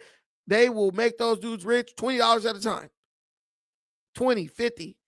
Let me get an 8-ball. They're going to go right over in the alley, smoke that shit, come right back. And where's the police? The police don't give a fuck about that. What the police gonna do? They arrest them, another drug dealer gonna pull right up. Yep, I'm here. The police ain't trying to even do the paperwork because now you got to deal with, there's so much nuance to that stuff down there. There's so much nuance to that. Like the police don't even want to arrest those homeless people. First of all, to arrest them, you got to touch them. And they stink like shit. You know what I'm saying? Like, then you go fucking with them, they spit on you. Motherfuckers try to throw shit on you or something. Probably got AIDS, hepatitis. You're not touching that. You're just there to make sure they don't get out and hurt anybody. That's normal. You know? Only way the police gonna touch them is with a taser. You know? So let them get high. They not hurting nobody. Let the drug dealers are basically the drug dealers are basically keeping the crackheads in check. Because if they can't get it there, they're going to hit the streets of LA. And they already fucked up mentally. You don't want those people on the train. You don't want those people in the like business area traveling to go to find drugs. It's like a containment type situation. And if you look at Skid Row, you understand how the police operate with the hood. Contained. That's it. It ain't about stopping. So this is like an episode of The Wire. Yeah, it's just like that. Exactly. But worse.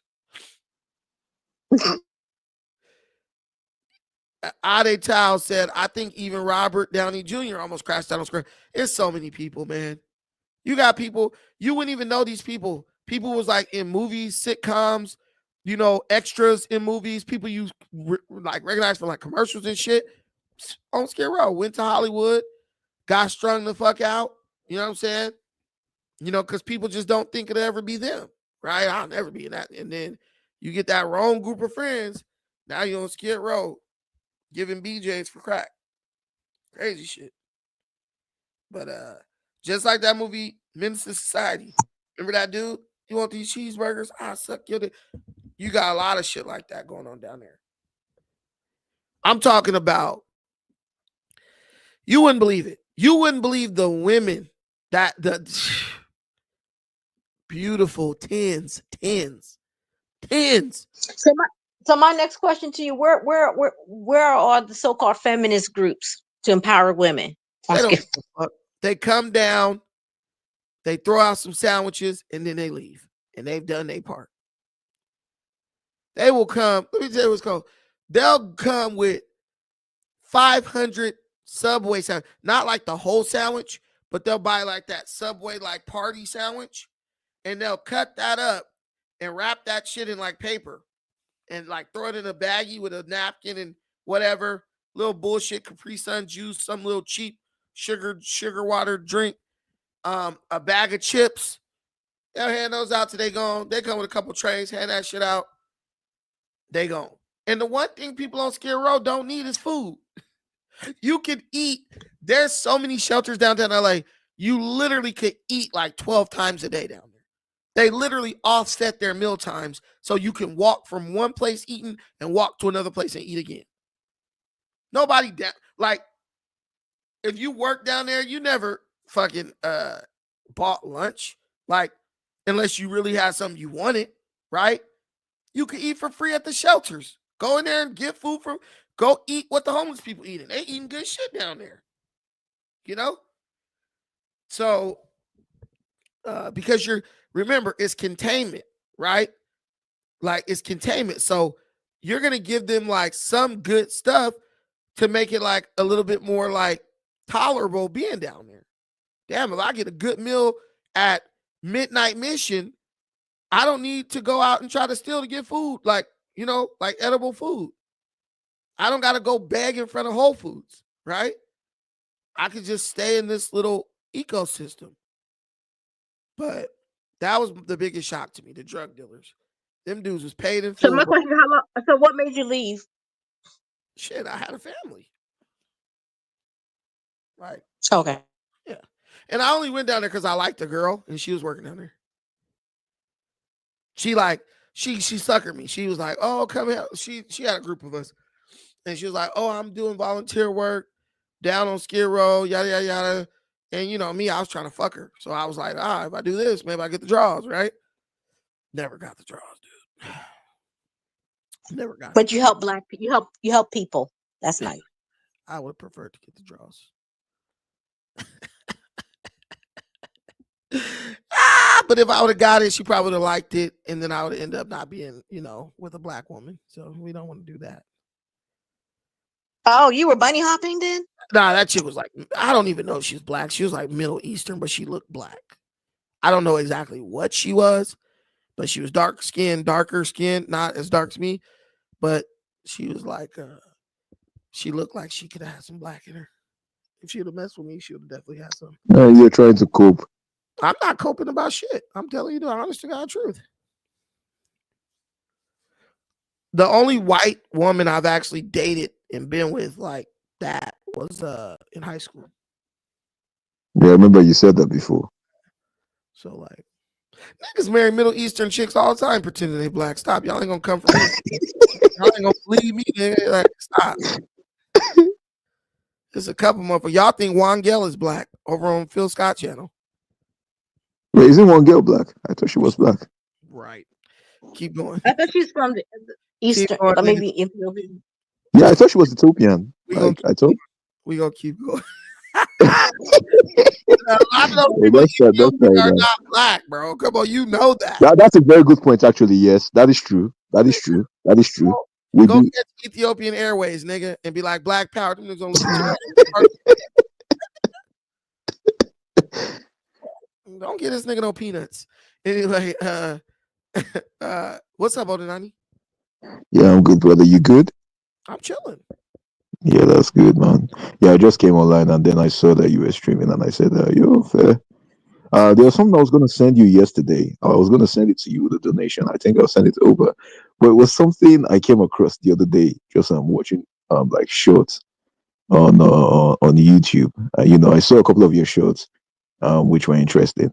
And then I come across these shorts from Tariq Nasheed, where he was saying something along the lines of, I think black immigrants are like the bane of black Americans and they are worse than white supremacists or something like that. And I was like, wait, what?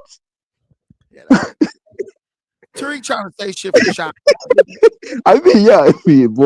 but you can imagine those that would just take that thing to face value and just be like, yeah, they're worse than white supremacists. I was like, I know we can be bad, but damn, like, what's the white supremacist? But God damn.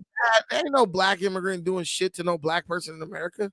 Like, that's not like, Michelle, is there ever a day you wake up like, damn, these black immigrants is on me? No.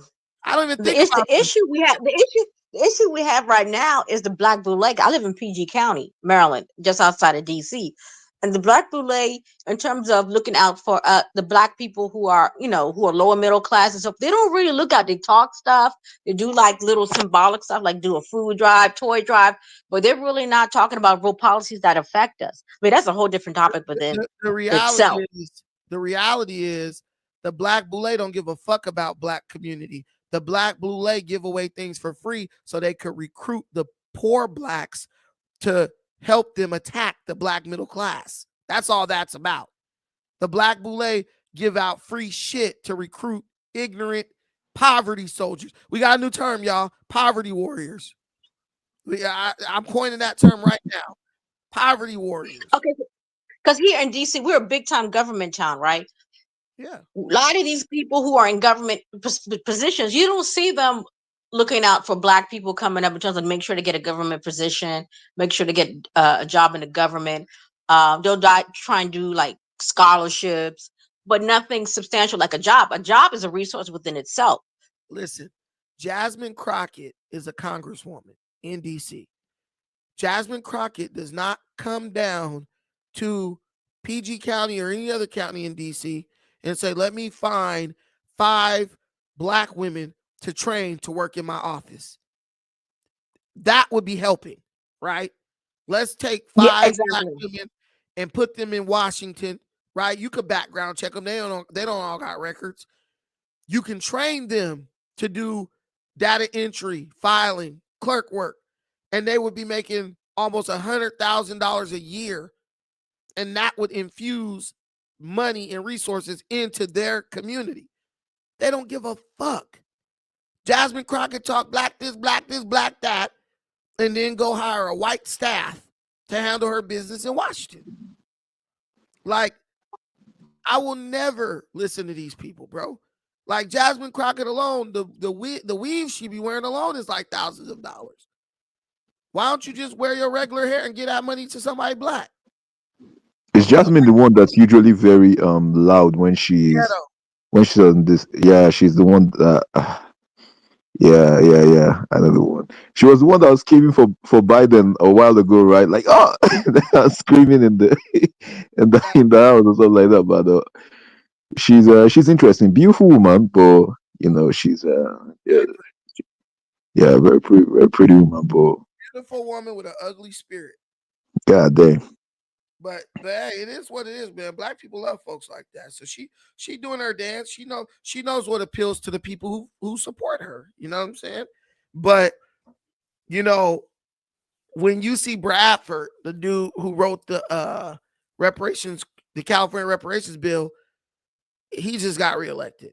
Wouldn't even motion to have the bill voted on, but he just got reelected. It's just a game, and I'm not playing anymore. And that's why we be talking about Africa, because these black people over here are cooked. You know what I'm saying? We might as well just do what we can to get some bread. And this situation that happened in New York with that young man on the train is an example. The level of mental illness among black men is not being addressed. Right.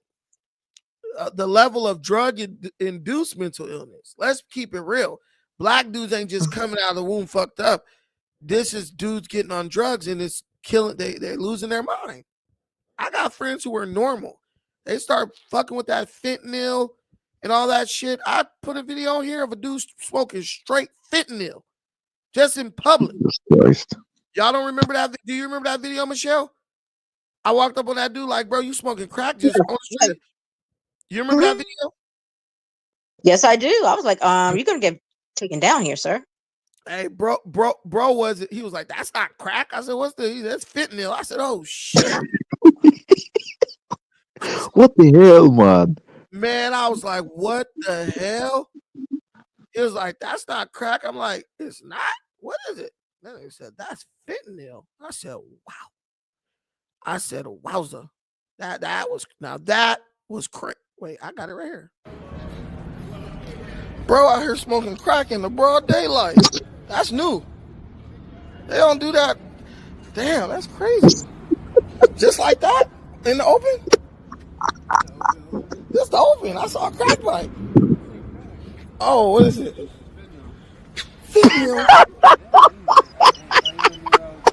Say Trump 2020 so we could get you clean. Say Trump 2024. Hey! Brother, you're terrible. He all for Trump, right?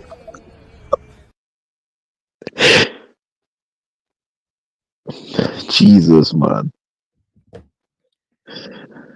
The worst I've seen over here is, I think I woke up like in broad daylight, was a lad just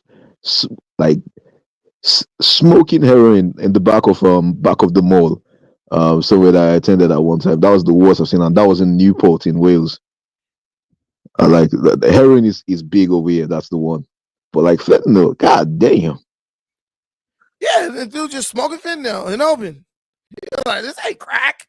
It's fentanyl. Oh shit. We have to correct you, man. Sir, please be accurate when you decipher the drugs that I'm smoking right now. Man, don't try to tell me. Don't call me a crackhead. Yeah, even the crackheads supported Trump. Like, that's the crazy thing. Like, people don't really understand. Like, I was just in Africa and they was like, Trump, nigga. They like, Trump 2024. Like, Yeah, because Trump, he's against the LGBTQ, transgenderism Yeah, stuff. that's So the that's why a one. lot of people support globally. the biggest thing is that, and I just talked about this on this freaking X space yesterday. The biggest reason people in Kenya support Trump is because they remember when William Ruto came to America and went to the White House. When he went to the White House, the reason he was invited is because Biden brought him there to pressure him to implement new taxes in Kenya to pay back IMF loans. So the Kenyan people had a big protest about that and stuff, and they were trying to throw Ruto out of office, and they basically blamed Biden. They knew that Biden brought him to America to pressure him to try to raise taxes on their corn, their maize flour, and all that. These are staples for Kenyan people, so they can make ugali and stuff. And even in America, we don't put taxes on groceries, right? You don't charge people extra to eat. That's what he was trying to do. So Kenya hates Joe Biden now. And they were like, Trump 24, Trump's gonna fix it, all this shit. They like Trump because Trump ain't gonna pressure nobody to do shit for the IMF. Trump is like, fuck, he like, fuck everybody, because he know America just gets the short end of the stick on that shit. Yeah, I remember the day when the first day of the results coming back, and so I called my best friend back home, and so I was telling his dad like, oh yeah, Trump is going to win this. But his dad didn't want to believe. He was like, man, they are going to cheat on the election. Like, I really want Trump to win, but I'm scared they are going to cheat on the election, so I'm not going to say anything. And I'm like, oh no, I think the Associated Press just call it. And the mom was happy, and I was like, oh, why are they happy? They're like, yeah, because in church everybody is saying, yeah, if that woman enters into power, she's going to carry this rainbow shit and spread around the world and stuff like that, man. That's what most of the Bible believing Christians in Nigeria they were saying, and they really were against her, despite quote unquote her being black. Oh yeah, well, yeah, a good point, brother O'Donnell. Brendan, can you do another show on population decrease in terms of LGBT? Because I think that's a real issue. Reason why they want to push it so much on Africa, because Africa has the most youthful population in the world at this point. Yeah, Japan right you're now seeing the is in a projections. straight decline. And then Austin Yep. was doing a special about some Ghanaians or West Africans per se trying to get into Japan, but they're being rejected, especially if you're under 40. I noticed something came in my live line or whatever stream about that, because what they're afraid of, they don't want, even though they want to increase their population, they don't want to change their population, if you understand They what I'm trying to say. blackify the entire Japan. That's what those brothers will go there and do now. Yeah, dude, listen. That's gonna be a big ass show. You want me to do That's that show? gonna be a big deal, You have man. to sponsor that show, Michelle. I ain't gonna lie to you. How much is $20? $20? No, that's to get a show totally about something like that is 50. Like, people pay that. Like, but 50 if you want a show like that, because that's gonna take like 2 to 3 hours to break all that shit down. Like, it's if you want it done right, like where I'm really doing research, that's going, because I'm gonna have to do research to do that show, But Okay. sponsored shows are $50. Yeah, that's always been the price.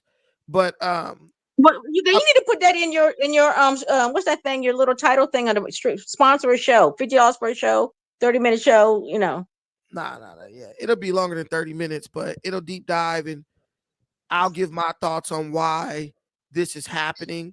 But as far as LGBTQ stuff, I'm not worried about that in Africa, because there's already gay people in Africa, but it ain't taking no like foothold at all. Yeah. You got gay people in like the more affluent areas, and Exactly. they hide it. You know what I'm saying? They're not gonna come out, oh, I'm gay, and even still, I don't even think gay people in Africa want that to be like the prevailing like shit in Africa. Yeah, they're still traditionalist in their own way. Yeah, they're still traditional. And let me tell you, whenever you have like Trump or anybody like a populist coming into power, you don't hear as much about the LGBTQ stuff because the media doesn't hyper focus on that. There aren't even that many people in America, bro. Like, we were in Hollywood during gay pride month, right? And I went live, and people were like, "Yo, I thought there would be like more gay stuff all hanging on the buildings and stuff because it's Gay Pride Month." It's not as big as people think. You know what I'm saying? Like, that's for that community, and they'll have their little events and stuff. And then you go there the month of Gay Pride Month in Hollywood, where there's a significant amount of gay people. You wouldn't even know it. You know what I'm saying? Nobody's paying. Even gay people are like starting to like lose. You know, they don't. That stuff is starting to lose its appeal to even them because they're like, we just want to live, bro. We ain't trying to like, you know, we don't want to be a spectacle. We don't want to be used like a political pawn. And I think even gay people in the LGBTQ community are starting to wake up to just being used as a token. You know, they're gonna wake up to tokenism quicker than black people. That's for sure. So.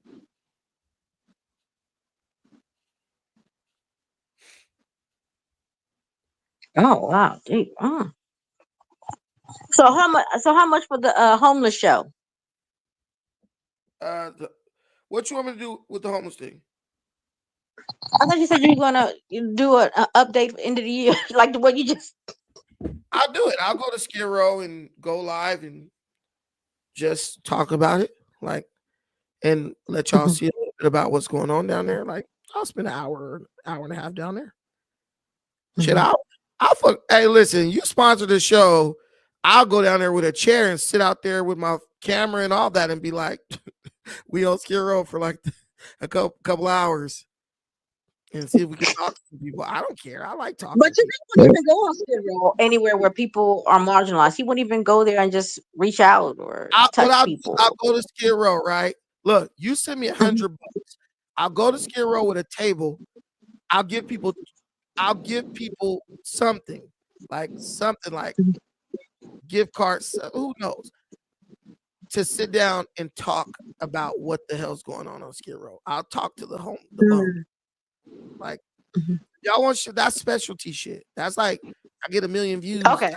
You know. Is that so? I'm guessing Skid Row is the place that's rife with homelessness in California. That's the highest population of homeless people on earth. Yeah, that's sad, man. Yeah, it's crazy. And guess what? 80% of them are black. Seriously, my people, man. Sheesh. Can't lie. Said how much for you to go down there with a bear costume? 10,000. I'll do it. I'll go down there dressed as Gucci. Oh yeah, I heard talking about making another Gucci dress tattoo the other day. Oh, when are you gonna get Bucci's channel? You gotta get Bucci's channel. Like be like a straight clown. Just go, just you know, get a Bucci with part of your world. I can barely universe. I could barely produce enough content for this channel. Y'all talking about more man. And I think Tariq would want to strike him down for that, man, because he would say something along the lines of, "Nah, he told me he didn't own Bucci Bear." He said what? He in court he said he didn't own Bucci Bear. Okay.